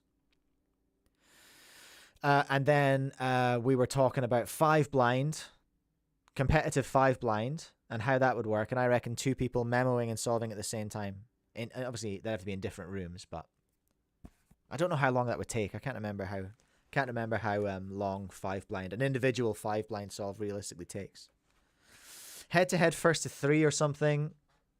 Head-to-head best of 3, I would recommend. Otherwise, you're going to have a long-ass match. And do you really want to be doing... Because first to 3, you could be doing 4 solves, like 4 5 blind solves in a row. Is that what you want? I feel like brains would start coming out of people's noses and ears doing like that many 5 blind solves in a row. Head-to-head blind is tricky because of DNFs. True, I guess. You get a double DNF and then that just doesn't count. You have to just run it again. Man, you could be talking a lot about that.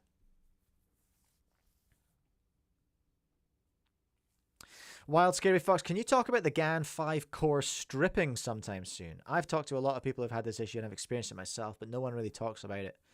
And I think more people should know. You gotta point me to some written stuff about that. Is there a post somewhere? Is it in speedsolving.com or whatever? Send me a link and I'll take a look. Wild Scary Fox. And we'll see what they say. We'll see what people are saying. Maybe I'll reach out to Gan about it.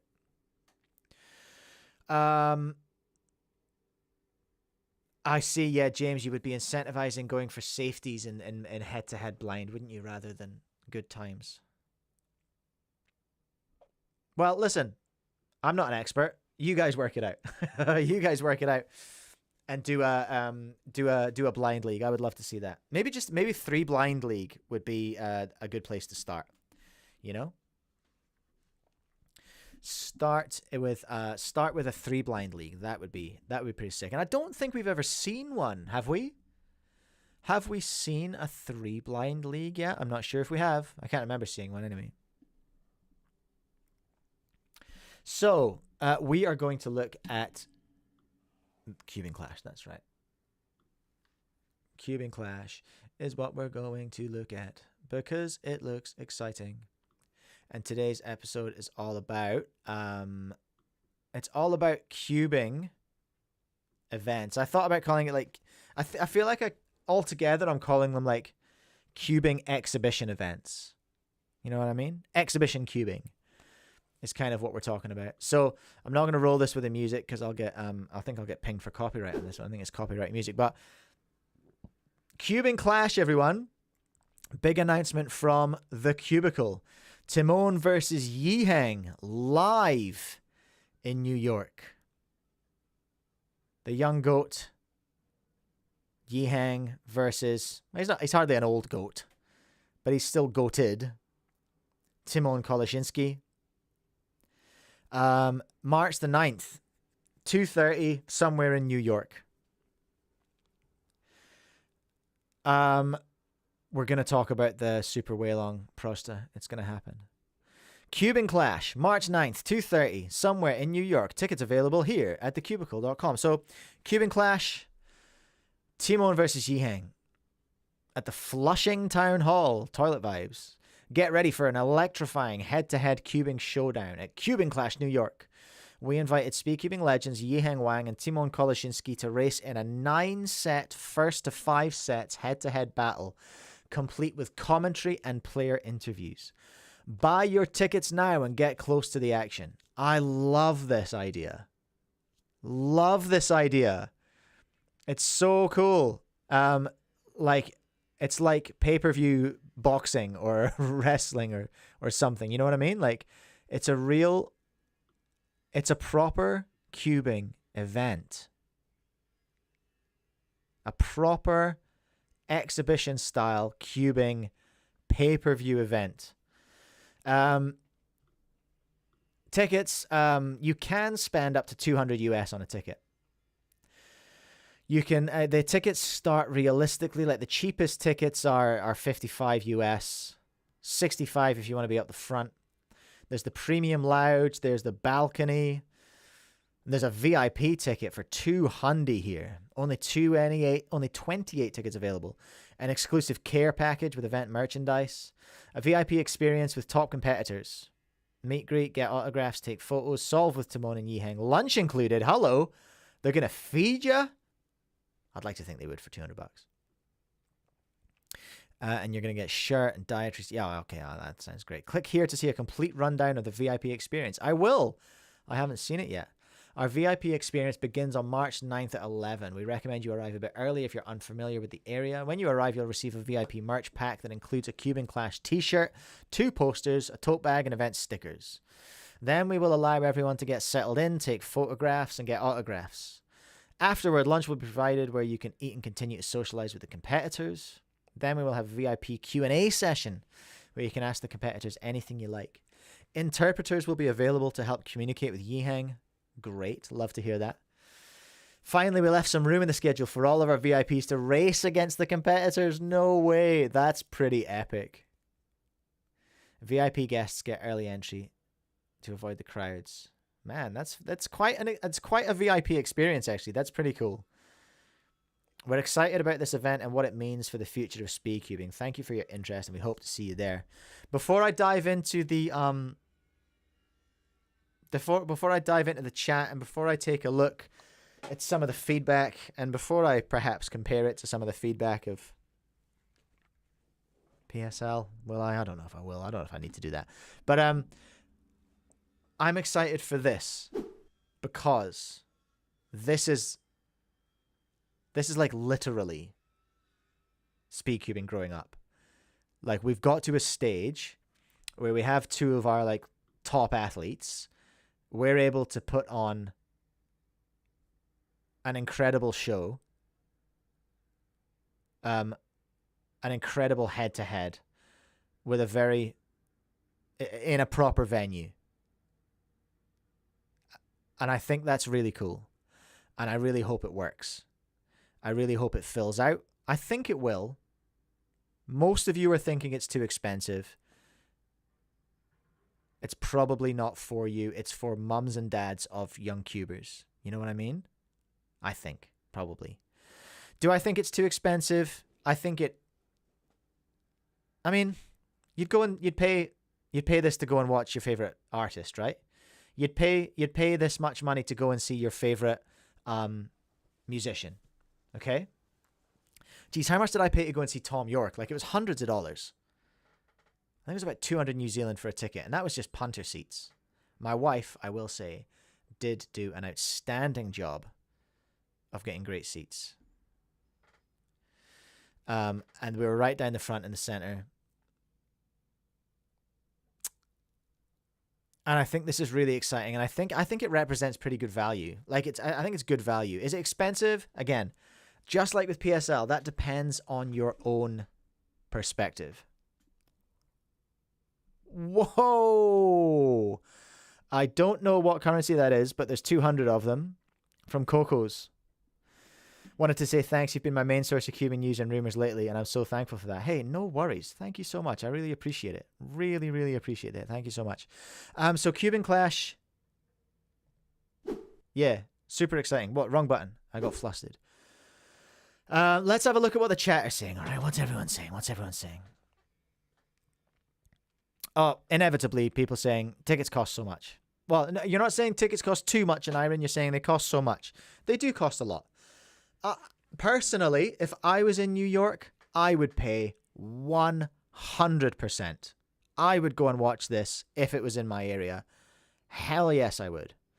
They're obviously flying YiHeng over. And they're obviously paying for a venue in New York. Venues in New York are hella expensive. They're obviously paying the competitors a good whack. They have to pay the competitors a good whack to hang out with you dorks. You know what I mean? If they've got to hang out with you and have lunch with you and race you all, that's a lot of work. That's a lot of work. I would imagine that Timon and YiHeng are getting paid well for this, because they should be getting paid well for this, because we should be paying our athletes well for this stuff. So I don't have a problem with the price. Without having seen the budget, I don't have a problem with the price. Whether or not it's expensive is up to your own interpretation. But I think it is a very, very exciting and interesting event. And Iron's coming in saying $20 would be a good ticket price. I mean, realistically, renting a venue like that, renting a theater, you're not going to cover it with $20 a seat. That's not going to happen. So to me, it seems reasonable to you, but to me, I think that is completely unreasonable. Wild Scary Fox saying too expensive as well. Yeah, I mean, that's subjective. I would go. Proshta, I would go if I were in the US. This isn't two of the top cubers. They're the top. It's super value. That's I think, a valid take as well. Wild Scary Fox, I did see your message about the Big Cube Discord. Maybe I'll jump in there later and have a look.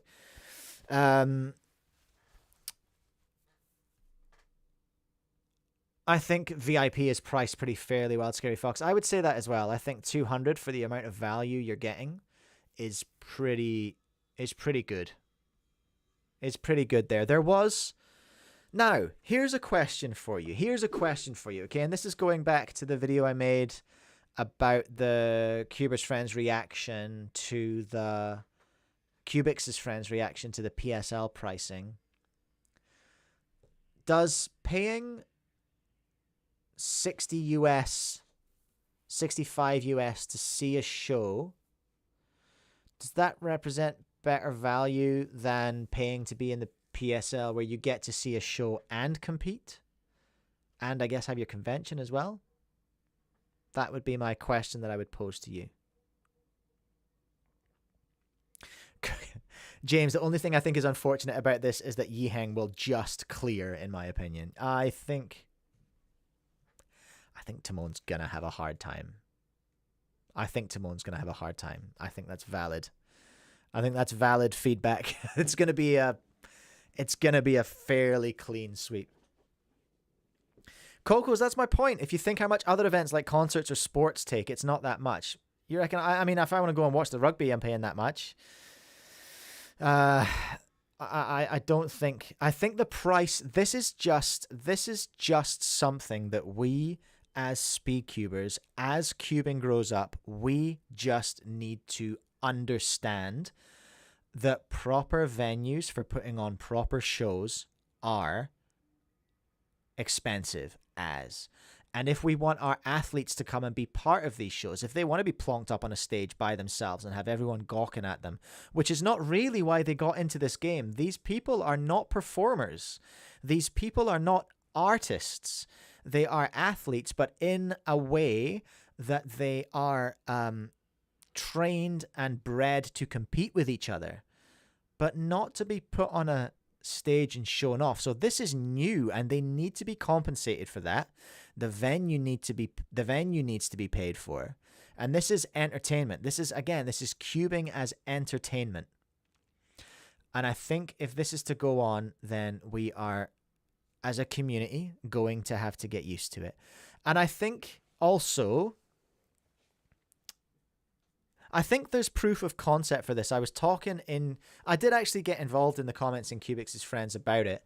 I feel like the Tingman show, which was, I wouldn't have gone and seen that because that wasn't for me. That was something that was for much more younger people. But I think the Cubicle, in a sense, tested the market with that. It was in a relatively small venue. It was like a church hall or something like that. So it wasn't nearly as expensive to put on as this one. But I think they tested the market for a live cubing show. And they've taken that and they've gone, all right, let's put the two of the very best on stage and see if people will pay for that. I think that this is the start of something cool and potentially the start of something big. Everyone's going to have their opinions about it, and you're all welcome to have your opinions about it. Of course, I think it's pretty cool, and if I was there in New York, I would go and see it, but I'm not flying to New York to see it. That's too much. That's too much for me. That's where I draw the line.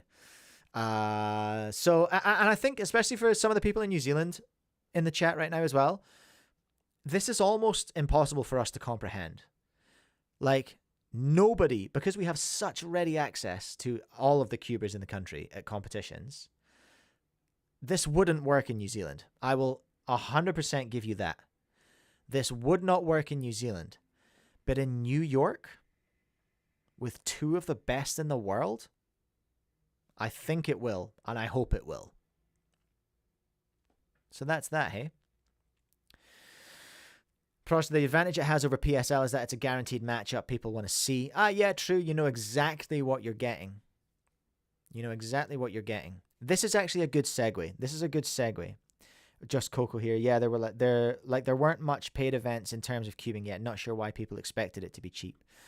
I don't want to go down that line because I'll just end up sounding like a bad person. Okay. What are we going to do?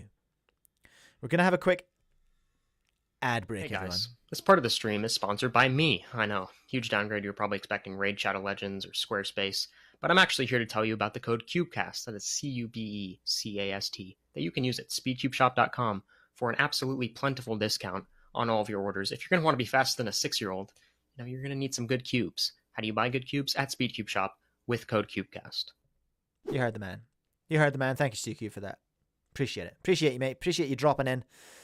Don't forget to like and subscribe. I need to have a little snacky. Everyone, all right? I haven't eaten properly this morning. I can feel myself getting shaky. You know what? Dylan Miller. I think Dylan Miller's streaming right now. I think Dylan Miller is counter streaming.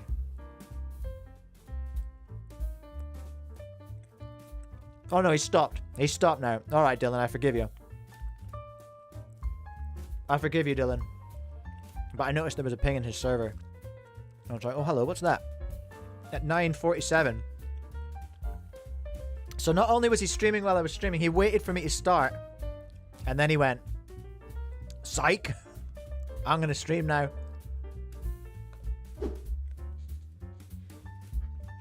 Get involved in the chat, everyone. Tell me, rant and rave. Tell me all about Cubing Clash and why you won't go.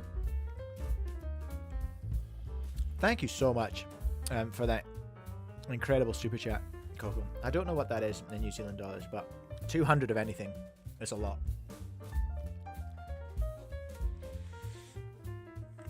Prosta, yeah, he's been doing ferrocore testing. Oh, maybe I should get him on to talk about it. That's a good idea. Because I've been a bit confused about the ferrocore and what on earth it actually is. So that's maybe got some... that's got some merit to it, potentially. Gonna have a soda as well. Rabble, rabble, rabble! John Baxter's in the chat. John Baxter's in the chat, right. What we need to do is dip into something that I forgot about, which is to check our submissions. Check our submissions for the end screen. Let's find out if anyone sent anything, eh? So sorry about all the eating noises, everyone. I'm back in the game now. Okay. Let's go to drive. My drive. Diddly diddly do over here. Where's Cubecast? There it is. Ending submissions. Oh, we've got a whole load of them. Great. That's fantastic. So let's review. We've got a whole bunch of new submissions for the ending video. Remember, I wanted you all to wave so I could make like a compilation video for the end of the stream. Oh, you know what? The only one I don't have, John, I'm just going to bear with me a second. I'm just going to a very short bit of admin because John sent me his on WhatsApp. Because that's how we do it. Bear with me. I know I need to just, this should be downloaded, doesn't it? WhatsApp downloads everything into my photos.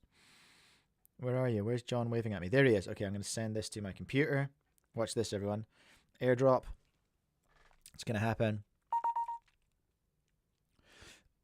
Here we go. And now I'm going to put that in the drive. So it's there too. Shubham Maharana bringing up a very valid point. And James as well. Yeah. Cube Clash. If there was a stream pay-per-view, now I'm watching. Now I'm watching. Phil, if you're watching, pay-per-view the stream. I know they're filming and they're going to release a video after the fact. But I would pay to stream it. But the disadvantage of that, everyone, is by making it a live stream, and I think this is probably what they've figured out. If you make it a pay-per-view live stream, unfortunately, you probably hurt your potential market for real life tickets.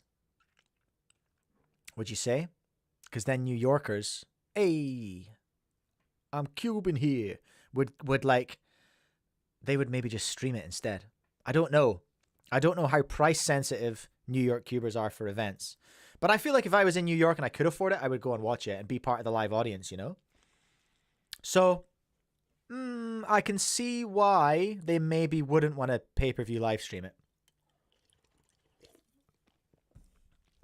They potentially would be cannibalizing their live audience, you know? Right, anyway, let's review.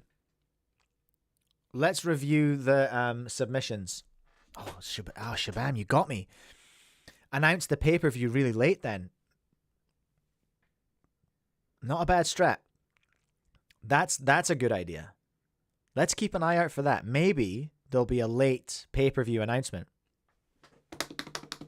I would like that. I would enjoy that, actually.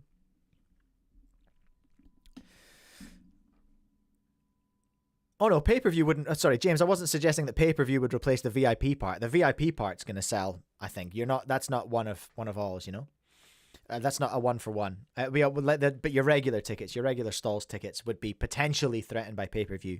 But I like Shabam's thinking there. Just release the pay-per-view late. But then even if they do Shabam, that hurts the ticket sales for the next one potentially, depending on how good it is. I don't know. Oh look, there it is. Stream Elements just told me to have a snack and get some hydration. And I'm doing it. What a good lad. Okay, I'm moving on now. I'm moving on to review our entries for the the ending, okay? So I just upload. Is this John's one? This is John's one from Edinburgh, look. Nice. Very nice. From right in the center of Edinburgh. Love to see that. Where's that behind you, John? Oh, there's a castle up there. There's Edinburgh Castle. Chilling. Up on the hill. That's where I went to uni, everyone. I used to live right there. Caden Lee's we've seen. We've got one from Chang. Ooh. I like that one. That's very cool. Glenn? Is this Glenn's Cubing Corner? Very cool. Wow, I'm getting to see the faces of everyone in the chat. That's pretty cool. Who is this? Who is this? Who's that? There's no name. Micah David? Sure. Thank you so much, Micah. There we are. Micah's in there as well. Love to see that. These are all suitably awkward. This is exactly what I was looking for. What am I looking at? What am I looking at? No. Anubhav. Outstanding. Okay, this is great. This is who's lurking in my chat, everyone. This is who's lurking in my chat. And we've got Vera here as well. Whoa, nice. With the promo. Love to see it. Hey, look, there's me. That's got my face in it as well. Outstanding. All right. If you want to send one of these in, I'm gonna mash these all together to make an outro, including me as well. If you want to be part of that, then you can be part of that. You can head to this link here. I'm going to replace the pinned link. Wow, there were some surprises in there. This is already way beyond my expectations. Right, I've pinned that in the chat now.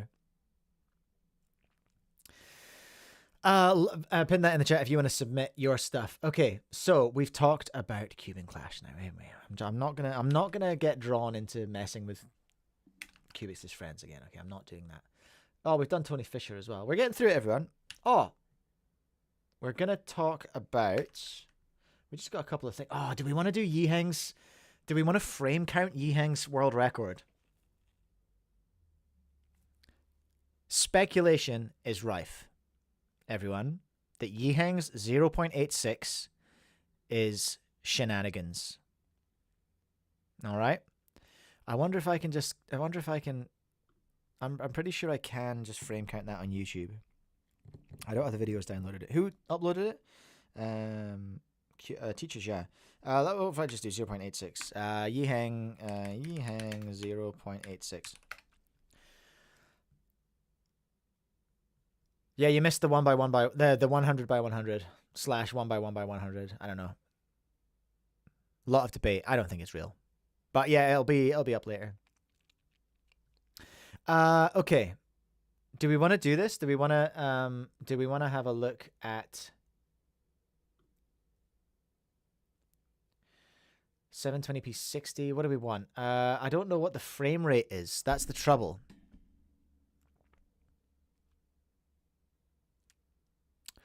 That's the trouble, is I actually don't know how to count the frames reliably on YouTube. I don't know what frame rate this video is.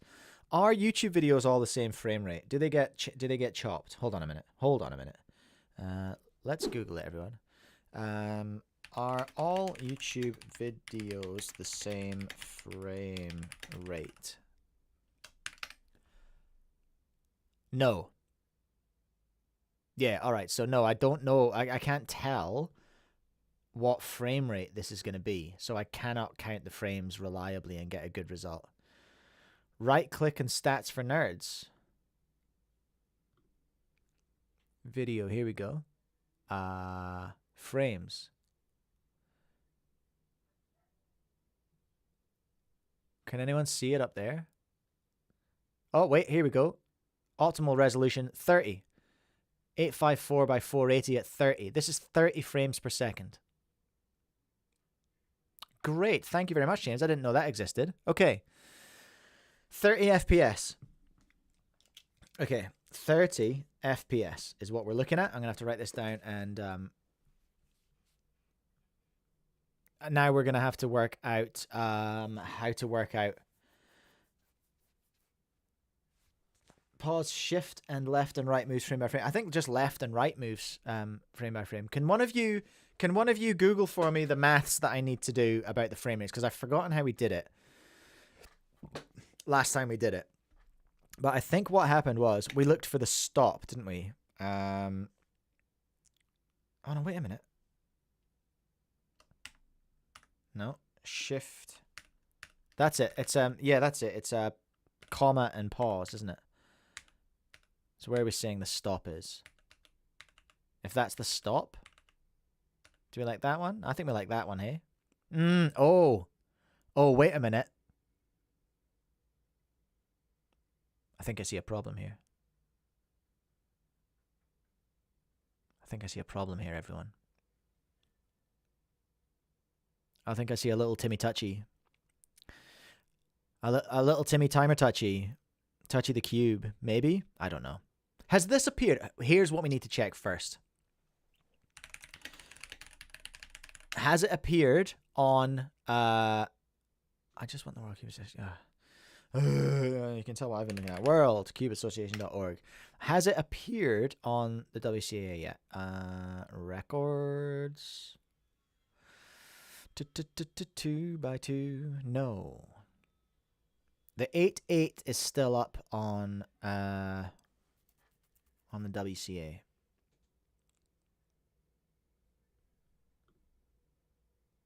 So 1, 2, 3, 4, 5, 6, 7, 8, 9, 10, 11, 12, 13, 14, 15, 16, 17, 18, 19, 20, 21, 22, 23, 24, 25, 26, 27, 28. 28 frames, I think, for that one. 28 frames at 30 frames per second. Well, that's almost a second, isn't it? And the time for that one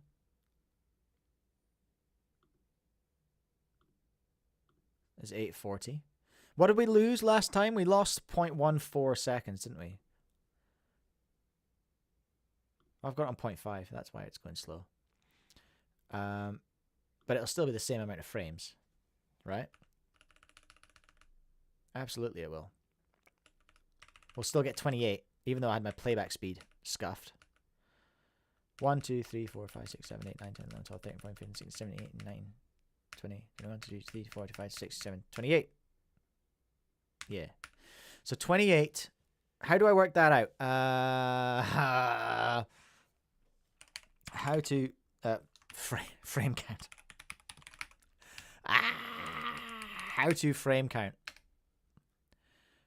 at 30 FPS. To frame count at 30 FPS, simply multiply the desired number of seconds by 30. Well, doi. Oh, how do you go the other way? Just divide it by 30? Come on, help me out here. My brain is so small. 28 divided by 30. Thank you, James. Thank you. Have I got a calculator on here? Hey. Calculator. Lovely. Let's go. All right. 28 divided by 30. It's a 0.93. And we're getting a, what are we getting here? We're getting a 0.84. So that's 0.9 maybe, like by my bad math. So minus 0.9. All right, let's try the next one, shall we? This is the, what is this? This is the, now let's just remember that this is not nearly as scientific as anything would need to be. It's not the original footage. Oh, for heaven's sake.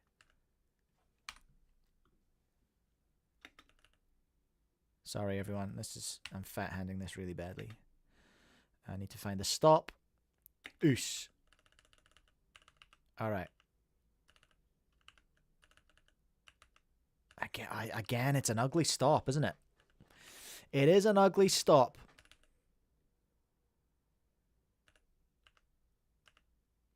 I feel like that looks like a stop there. But it does look like a bad one. 1, 2, 3, 4, 5, 6, 7, 8, 9, 10, 11, 12, 13, 14, 15, 16, 17, 18, 19, 20. 1, 2, 3, 4, 5, 6, 7, 8, 9, 30. 31. Uh-oh.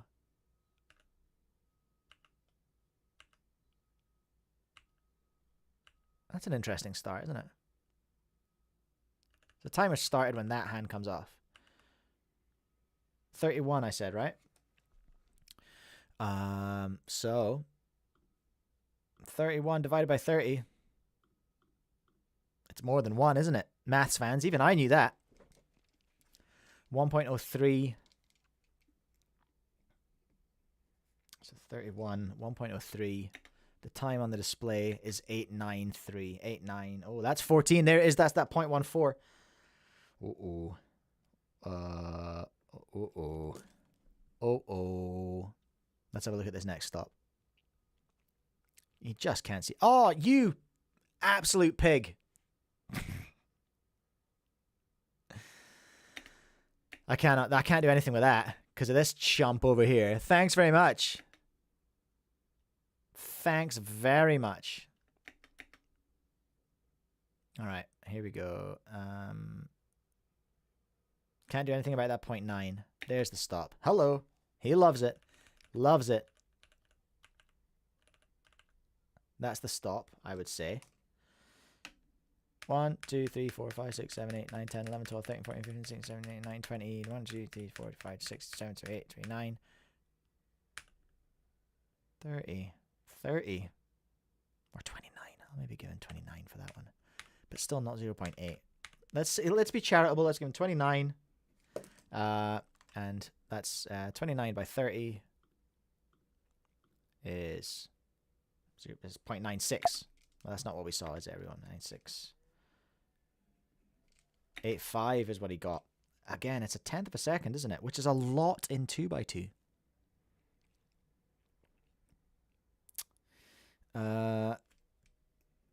My notes are absolutely disgusting, but I'm seeing a trend of all the ones I've frame counted. I'm seeing a 1/10 of a second, but this is not scientific.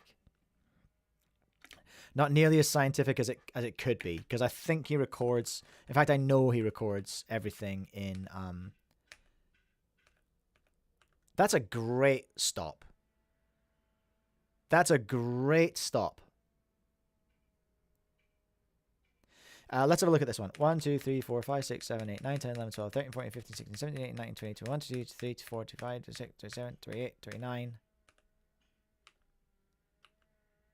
That would have been 30. I'll call that one 28, I reckon. Yeah,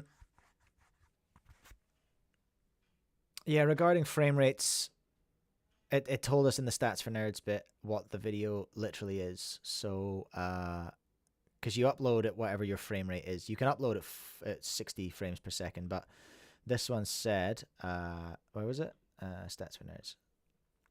This one says 854 by 480 by 30. So that's what was uploaded.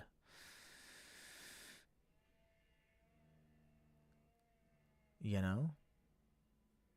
Codecs. Opus. It came off an Opus phone. Okay, there we go. We can tell a lot of things in there, can't we? All right. So that You reckon I started counting late on that one, James? On that last one?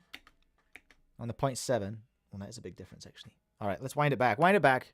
All right, we're demanding a redo on that one. You like that one for the stop?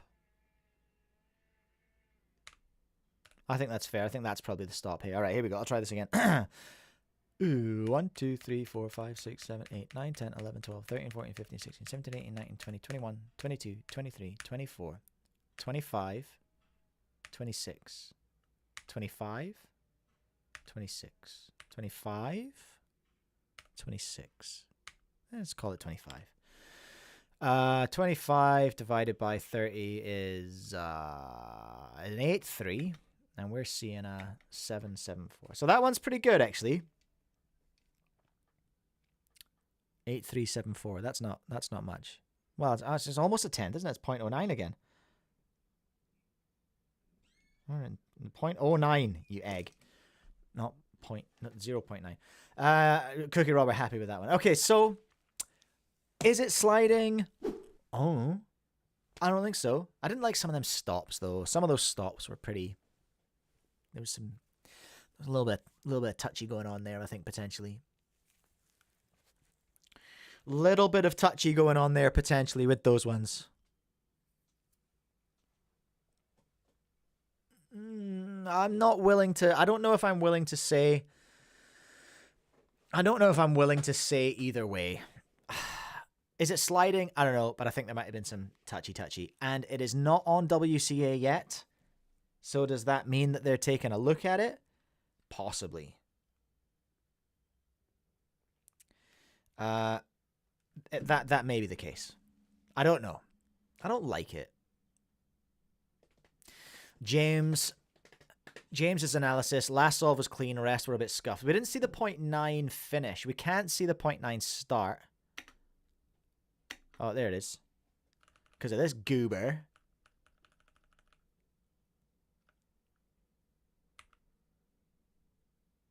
It's close. The GAN holding it together. Oh, Manu coming in with the voice of reason. Not necessarily. Results get uploaded when they get uploaded. Because this was only like, the video was only 3 days ago. When did I make my video about it? Like an hour after it happened. You know why I love Chinese competitions? Because the results always come in when the US is in bed. And I can make the video before anyone else does. What was I doing? Viewing my channel. Videos. My views kind of suck this week, eh? Apart from that one. So I made it 3 days ago as well. So you're absolutely right, Manu. You're absolutely right. This is not... There's nothing to read into the fact that it's taking them a long time to upload, because it can take up to a week, eh? Oh, okay. Further clarification from Manu. You could wait for WRC before posting results, but usually you post results, then post the report and ask WRC for assistance. Then the result gets fixed if need be. All right, okay. So we'll wait and see. As too much speculation going on at the moment. But I feel like the community is a bit coded to immediately think that YiHeng is sliding if he gets a world record. And I don't love that. You could argue that it's warranted due to what's happened in the past. But anyway, that's what it is. In my very unscientific, YouTube-only analysis, if it's 30 frames per second, there's possibly some sliding happening. That's all I'll say about it. And certainly some stops that need to be looked at. But hold on. Didn't they say they weren't going to use frame by frame to look at stops? Only starts? I'm really having to remember now. I can't remember. I'd have to go back and look at that document. Okay, let's leave that where it is. I wanted to talk. I wanted to draw your attention, I suppose, to because we're gonna have one of the organizers on next week. But the Collegiate Cubing Championships, Collegiate Cubing Championship, right over here, which is another bracket cubing head-to-head with some decent tech and some decent setup here. I don't know yet who's behind this, but I'm gonna talk to them next week. Let's have a look at the intro video here. Hold on. Which means we're about to... It's the start of a new year, which means we're about to start the very first season of the Collegiate Cubing Championship, or CCC for short. Before the season gets underway, we wanted to take a second to let you guys know what sort of matches, rivalries, and speedy solving you have to look forward to this year.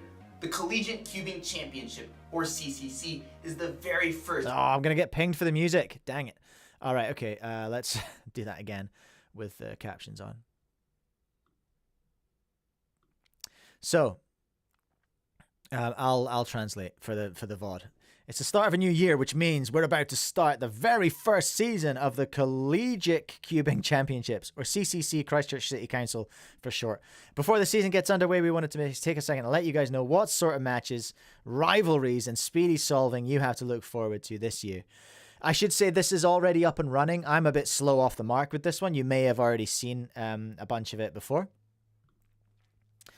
Okay. The very first cubing tournament designed specifically for college cubing teams. Love to see it. You guys love your college sports in America. Hey, isn't college football is like a real... It's a huge deal, isn't it? Can you watch that on TV? That's wild. 28 different college teams featuring 3 of their school's best cubers. Each matchup is a head-to-head contest between the members of both teams.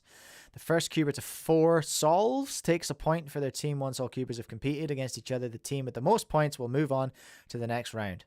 Well, the losing team will be eliminated. Whoa. It's a single elimination bracket, this one. The stakes are high, and each team and cuber needs to be at the absolute top of their game to have a chance to be crowned Collegiate Cuban champion. So they're streaming like a match a week. Nope. I didn't mean to do that. I meant to go to their channel. They have had... matches for days. They're grinding through it. Now, what was I watching the other day? I can't remember. I think I watched... Oh, I can see that I've watched this one. This got really spicy between Derek and Anthony. And if this is the final set, then it's the one I'm thinking of. I'm not going to give you the result, but there was a really good little comeback. Really good little comeback from the UC Irvine crew. And it shouldn't have been, essentially. One of these athletes is a lot faster than the other. But there was an upset. An upset, everyone. And it was genuinely exciting to watch. Now, why am I saying... Well, I'm not trying to be patronizing here. When I'm like, it was exciting to watch. Honestly, it was exciting to watch.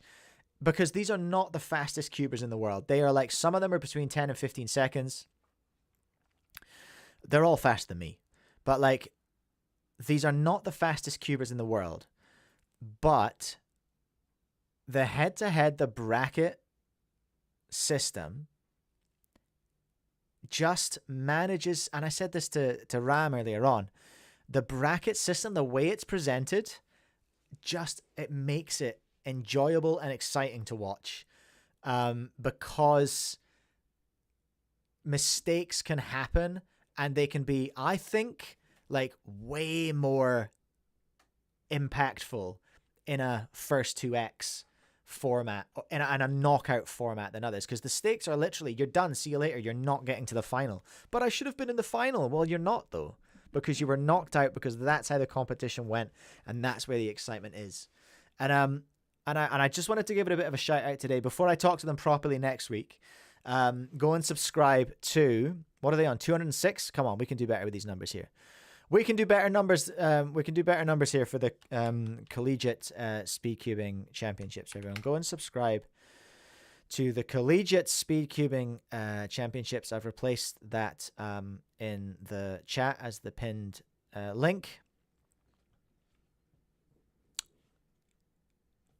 Go and get it, everyone. Go and get it. Here we go. Apparently Texas has 100,000 seat stadium for university sports. That's wild. And high schools as well, hey. Manu, also yes, can confirm college sports are awesome to watch. The college teams are really hit or miss, which is really exciting because anyone can win and lose at any point. That's what I'm saying, Manu. Like, it's great. Have you watched some matches? Oh, in general, not cubing necessarily. But I feel that in this because some teams are clearly good. Some teams are clearly not going to make it to round 2. But as the bracket closes, as it gets narrower, this is going to be a lot of fun. Honestly, this is going to be really exciting. Same with Ram and Cooper's 2x2 Oceanic League. As we get out of the group stage and people start getting eliminated, it's going to get really exciting to watch as the stakes become like exponentially higher than they were. I just love it. I just love the I love the shape of all this new cubing. I love how like everything I've mentioned today, everything on my thumbnail, collegiate cubing, the 2x2 Oceanic League, Cube Clash, and the PSL, all of them using knockout of some kind, not using average of 5. I think that's the more watchable thing. I called the stream Cubing is Growing Up because I think as more of these things are starting to happen simultaneously, this is not the first time that any of this stuff has happened. It's the first time that the Collegiate Cubing League has happened. It's their first one. But this is not the first time that we have gone outside the norm. You know? Monkey League just blazed a trail. It was like, you know, I talk about cubing in its adolescence. I'll talk to this in I'll just refer to this in my own experience. It's like the first time your voice cracks. You know, like the first signs of big change of adolescence, right? Or something. I don't know. It's not a good metaphor. It's the first gross little mustache hairs. I'm not going to go further into this because I will get cancelled. But it's like, that was like the first part of our adolescence in as a community starting to show. And it was like, we can do this differently. And we can present this to people in a different way. You know? And I feel like we're gathering momentum in that now. I will not accept, personally, I will not accept the counter that Monkey League only did well because of lockdown. I don't accept that. James! The bum fluff of cubing, if you will. This is getting degenerate.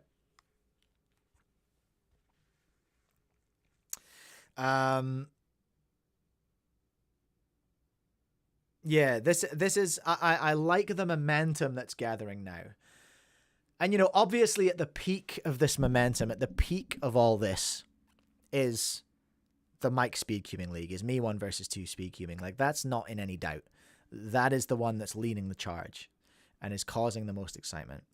But PSL, Cubing Clash, Collegiate Cubing, and the Oceanic League, there's probably another thing on the same scale as the 2x2 Oceanic League. And if there's not, I challenge you to go make one. I challenge you to go make one. We're in a process of normalization. We're normalizing unofficial, and we're normalizing best of X. We're, you know, because we're conditioned to average of 5. We're normalizing best of X. We're normalizing knockout, and we're normalizing the other one I said. Was it unofficial? I can't remember. Right.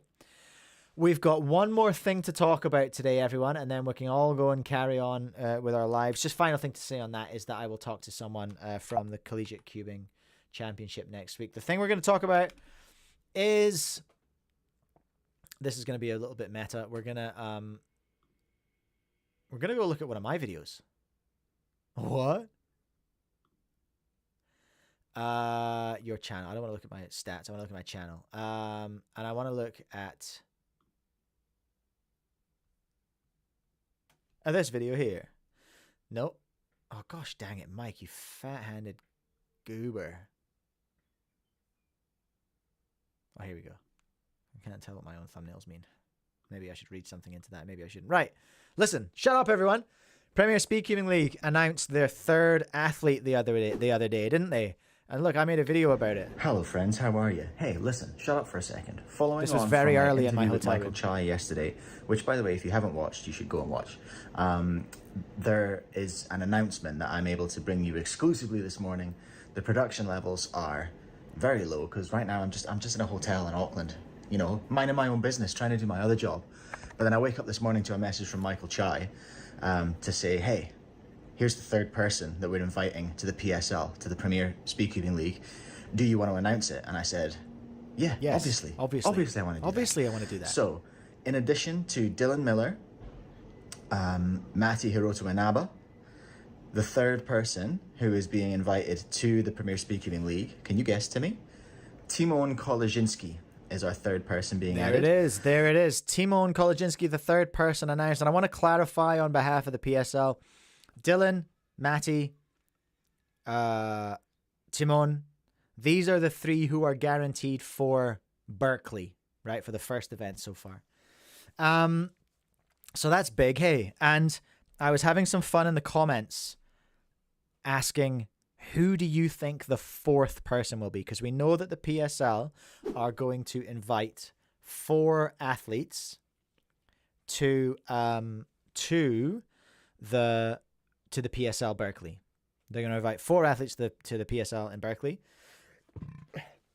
And I got lots of speculation in my comments about who it might be and some great theories about that. And I invite you to get involved in the chat right now and let me know who you think might be. And I want to be clear, I do not know. I did get told this one and was able to make a video on it really early, but I don't know.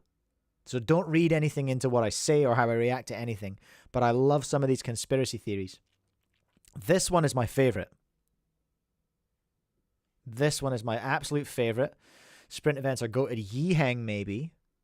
YiHeng. But he's in China. Because he will already be in the US just a week prior at Cubecast. That's an interesting theory, isn't it, everyone? I think 4 will be Luke Garrett. I wonder, it could be one of the Cubers. Hey, it could be one of the Lukes, I mean. Garrett's the one with the mad reactions at home, eh? Greiser's the grinder. He's working towards Worlds at the moment, hey. They need to invite Mike Field. His sparkling personality will class out the event. I strongly disagree. I think I'd ruin it. I think YiHeng, he will be in the US for an event with Timon in New York. True. 4th will probably be Garrett. He does Monkey League and has done IRL stuff. He's an obvious choice. Let me know in the chat. Who do you think? Who do you think? Someone else here saying YiHeng. Someone saying Jake Williams. Is he the guy from the UK? James saying this feels like a Greiser kind of event. Anders, hey, wait a minute. Anders, weren't you in my chat? Anders saying I thought it was supposed to be US only. I don't think they've ever explicitly said that. It's in the US physically, but I don't think they've ever said it's exclusively US competitors. This guy's on your side. James looking for Greiser. Then here's YiHeng Wang's in my comments. Look, maybe me because I'm YiHeng Wang. Garrett, Wang, Garrett. What do we think, everyone? Max Park is a possibility. And now Max Park's an interesting one as well because, first of all, he's NA, if that's a thing. Hey, wait a minute. Wait a minute. Where's Berkeley? It's in California, isn't it? Max Park lives in California? Am I putting 2 and 2 together and making 4 here? Where does Max Park live? Long Beach, California. All right. Is Berkeley in California? Berkeley is a city in California. Interesting. Interesting. The thing with Max, though, he never appeared on Monkey League. What I was told, why Max didn't appear in Monkey League is because, given the way his brain is, obviously with autism and all this stuff that he's got going on, he would not have a good time outside of the average of 5 idea. A new format, that my understanding is that he would have a hard time with a best of. And that's why he was never part of Monkey League. That's my understanding. Chang saying Max is in Southern California, Berkeley's in Northern. Manu, Berkeley and LA are not really near each other. 9 hours apart in the same state. That's crazy. Really? Directions. Berkeley to California. Man, America's massive, isn't it? 207 miles. Yeah, I mean...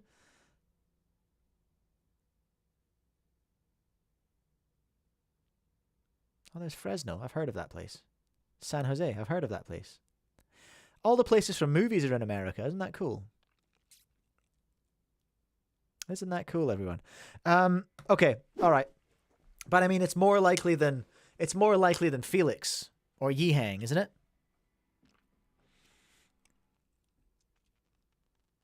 Now we're talking about LA traffic in the chat. You gotta add 3 hours for traffic? That's fair.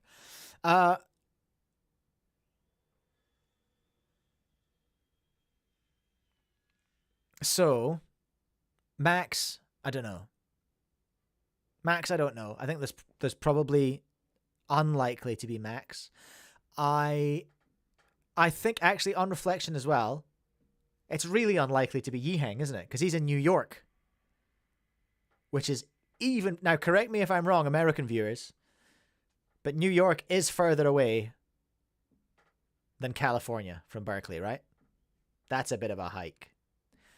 You could argue, though, that... you could argue that he's in America anyway. He's probably got all the visas and stuff to be here, so might as well make use of it. Might as well go and make use of it and just wreck the competition and take some more money while he's here.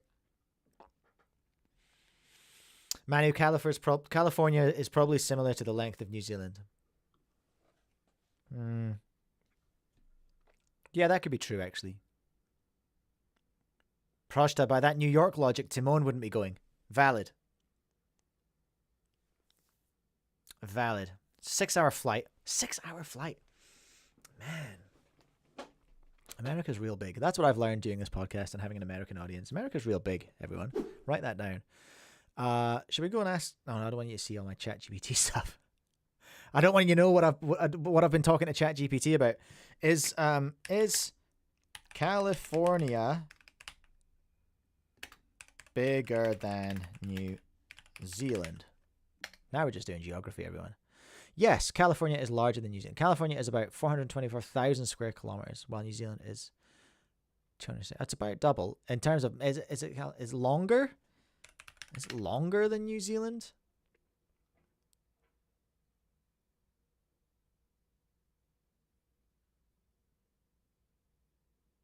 What? This is what? Okay, so it's long. We're longer for sure, but there's more of California. What's the population of California?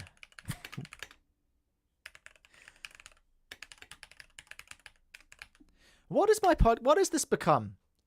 Whoa! That's a lot of people. That's heaps. That's almost Canada? Stop it. Stop it. There's nearly as many Californians as there are Canadians. That's wild. All right, that's enough geography for me. I can't handle it. That's too exciting. California's got a bigger as much as a population as Canada. That's crazy. Welcome along, Dino Cuber. Has anyone got any other questions for the AI? So Max, probably not for reasons. YiHeng, possibly. He could be coming on the same flight as Timon, realistically, couldn't he? From New York. What else? Greiser, possibly. Garrett, possibly. Max Xiao. I don't know much about Max Xiao. Honestly. James, wait till Mike learns about Indian states. True. The numbers between California and Australia. Well, it's got to have a bigger population than this is what we're doing, everyone. This is what we're doing. We're just going to Google populations. Population of Australia. Only 26. Dang. There's twice as many California. What's the population of America altogether?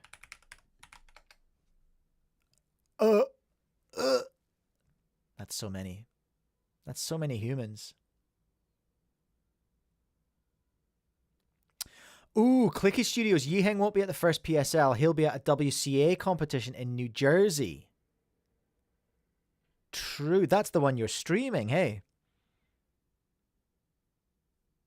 Google Uttar Pradesh's population. Population of...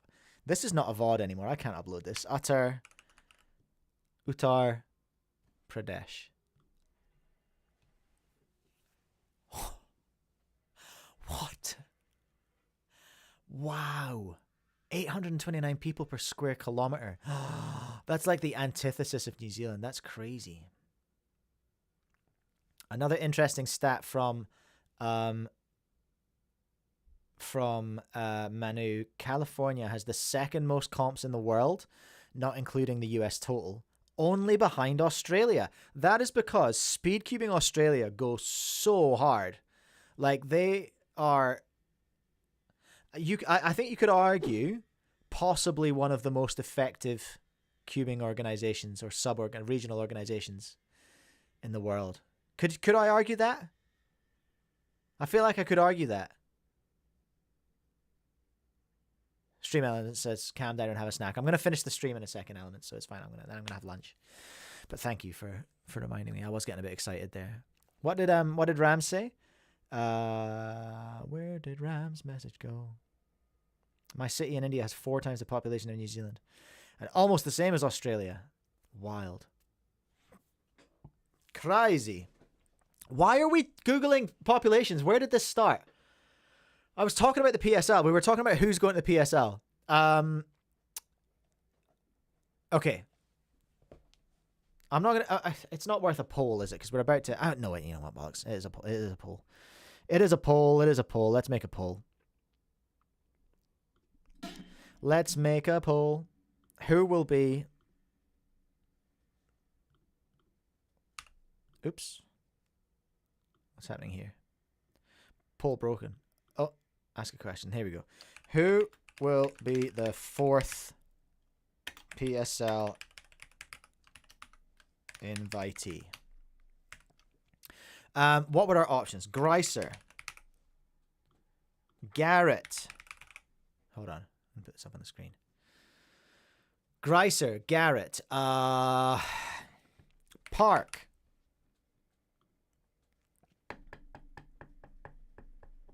YiHeng. Let's make it max. Oh, I can't add another one. I can only do 4? That sucks. I didn't even put it up on the screen, did I? What a goober. I can only add 4. Wah. Who will be the 4th PSL invitee? Greiser, Garrett, Max, or YiHeng? Let's put Felix. Because Felix would be a good exhibition invitee again. You know? Greiser, Garrett, Felix, YiHeng. Are we happy with this poll? I'm going to do it. I'm going to do it. Let's start the poll. Manu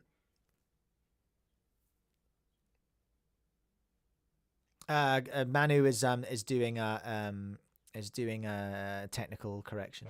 Technically, I think I need to amend my previous statement. West Coast Cubing, California, Hawaii, and Nevada combined. Oh, has the second most, not just California. Okay, thank you. Accepted.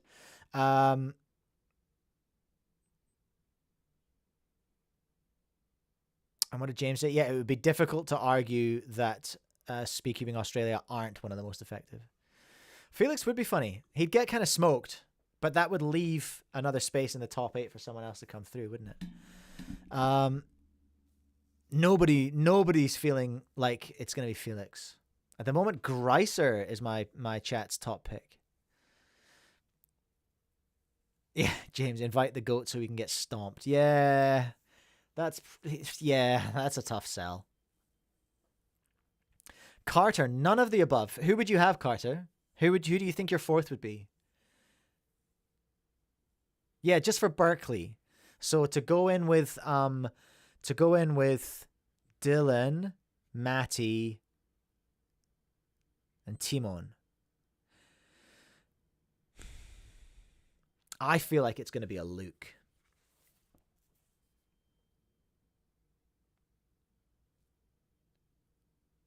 Carter, speculate. Who do you reckon for the San Diego? Because I think Matty will not be at the San Diego one, is my understanding. So the announcements that are being made just now are specifically for Berkeley. I imagine Miller will be at them all.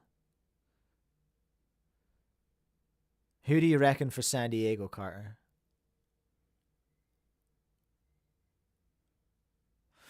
$12 votes in. It's a tie between the Lukes. This is not conclusive, everyone. There's a bit of belief in YiHeng. There's like one person for Felix. Carter saying, I know for sure. I just can't share. Interesting. Interesting. I didn't know that was out yet. Interesting. Wait, hold on a minute. Let's go to the website.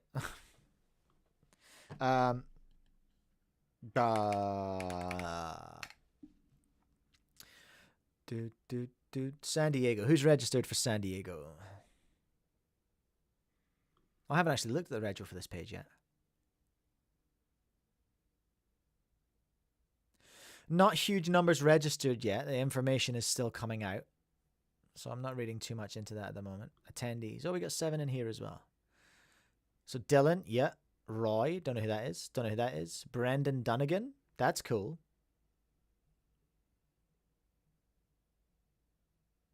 Timon is in, and Anders is in. Am I missing something here? Am I missing something?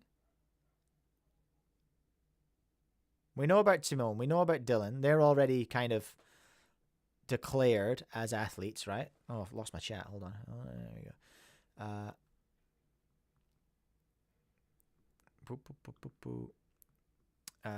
Let's close that. No, I don't want to end the poll. Caleb Chan.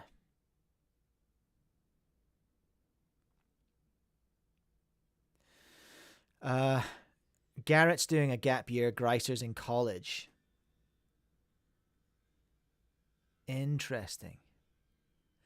Carter Thomas. Oh, you knew about Brendan. Does Brendan go that hard in 3x3? I know he's a clonk lord. I don't really know anything about him in 3x3. Let's have a look. Brendan Dunnigan.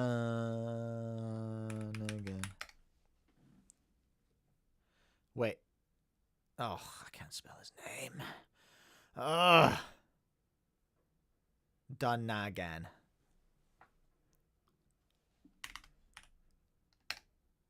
Brendan Dunnigan. There he is, rocking that chain. Rocking them links. 3x3. He's 13 NR. Okay. 4.15 with a 594. All right. What do you give Dylan Miller? A good run for his money? Dylan Mill. I don't know what Dylan's officials are. Here he is. Let's have a look.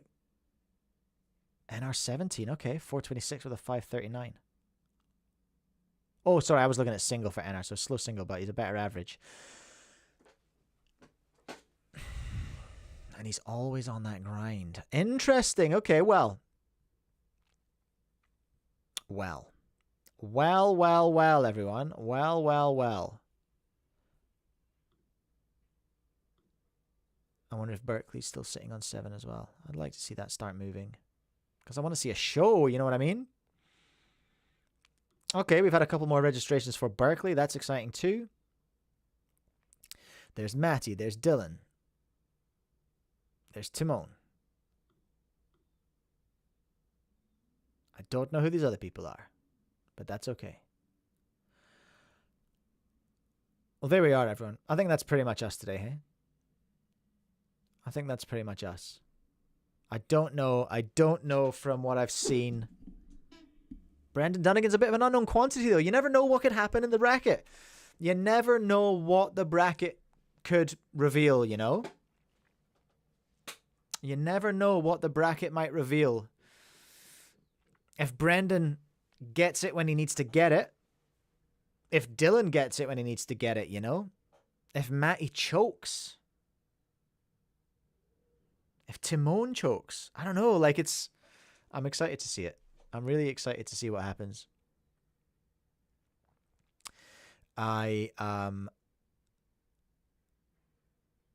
Yeah, I'm just excited to watch it. I think it's going to be a really good spectacle. I'm really excited to watch that. I'm excited to see. Let's summarize what we're hyped about today, like cubing growing up. Okay, so and what was the actually? Let's finish the poll first of all. That's what we need to do. We are looking at the following.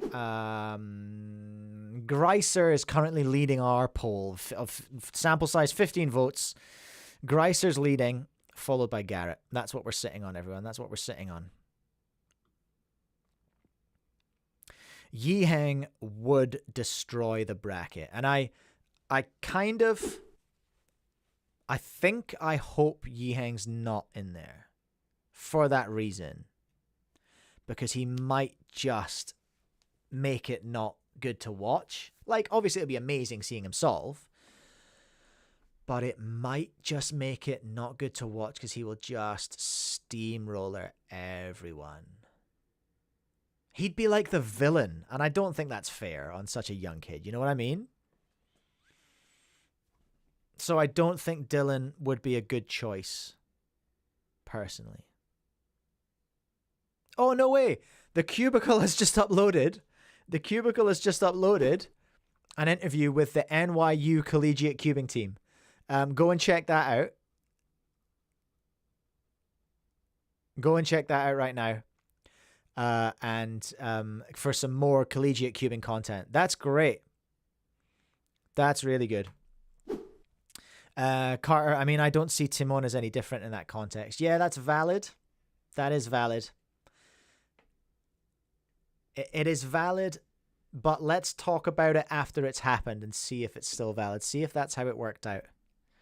Is this when... Will Timon get banned? Will he be banned from PSL?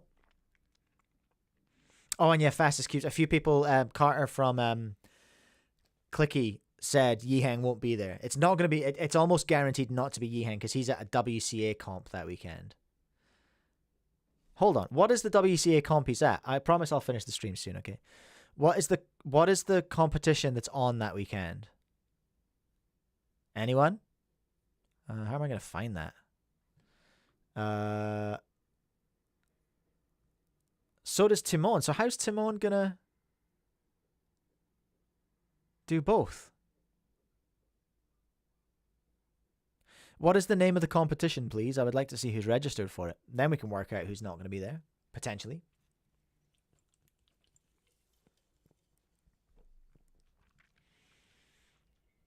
Carter, are you suggesting that Timon will drop out of the WCA competition to do PSL? Or vice versa?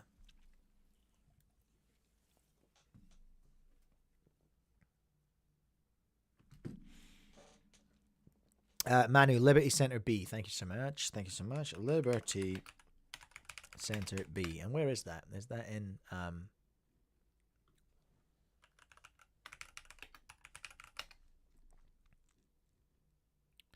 for Timon, it's Megaminx Madison something. Oh, okay.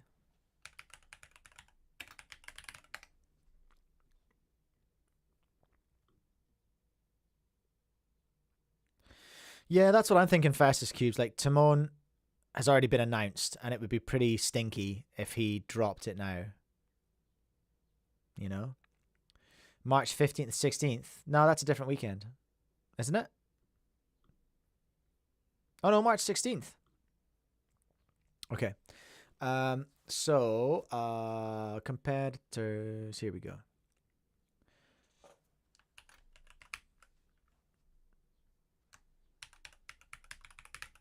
Greiser's not there. Garrett's not there. Wang isn't there. Is there another one on that weekend? Can you see competitions on a calendar view? Is that something you can do? That would be good, wouldn't it?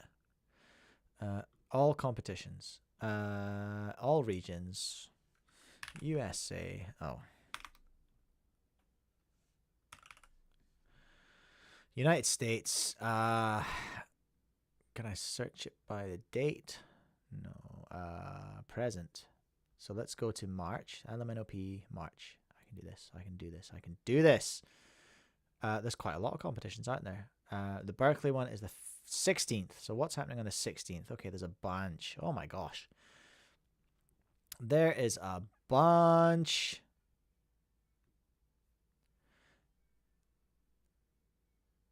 Oh, I don't know where any of these places are. New Jersey. Well, that's it. Okay, I know where New Jersey is. Or I know what side New Jersey's on. Is that the one that Wang is in? Yeah. So he's there for sure.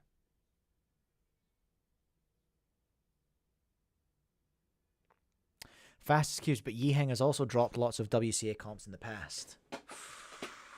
Interesting. Does he want to go to this comp and just do 2, 3, OH and triangle? Or does he want to go and wreck the PSL? Oh, sorry. I should have been showing you the screen. I found YiHeng in here. Sorry, that was not good streaming. What I did was, for the record, I found all the competitions on the 16th of March, of which there are many. Megaminx Madison, OH Weekend of Madness. Nobody's doing that. They would be doing PSL, surely. Cubing Simple and Temple, Liberty Science Center B, and OH All Right. There's a lot of OH going on in Columbus, Ohio. Skibbity. And that one's in New Jersey. Where the hell is Ohio? I don't even know. I'm not getting drawn back into this. I'm not doing that. Fastest cubes. If I were YiHeng, I would wreck the PSL. James, 2-3 OH Trongle sounds like an ideal YiHeng comp, to be fair. That is actually, yeah, I'll give you that. I will give you that. Well, who knows? I don't. But so far we have 3, and I don't know. I think I'd like to see Garrett. I think I'd like to see Garrett. Is that the one who does, he's got good reaction? Garrett's got the sussy face, right? Wait, what? Luke, oh, it's Luke Garrett. Yes. Yes, I think I would like to see Luke Garrett. I think that'd be fun. Carter, no, the YiHeng Timon event is the weekend before. It's on the 9th. They're different weekends in March.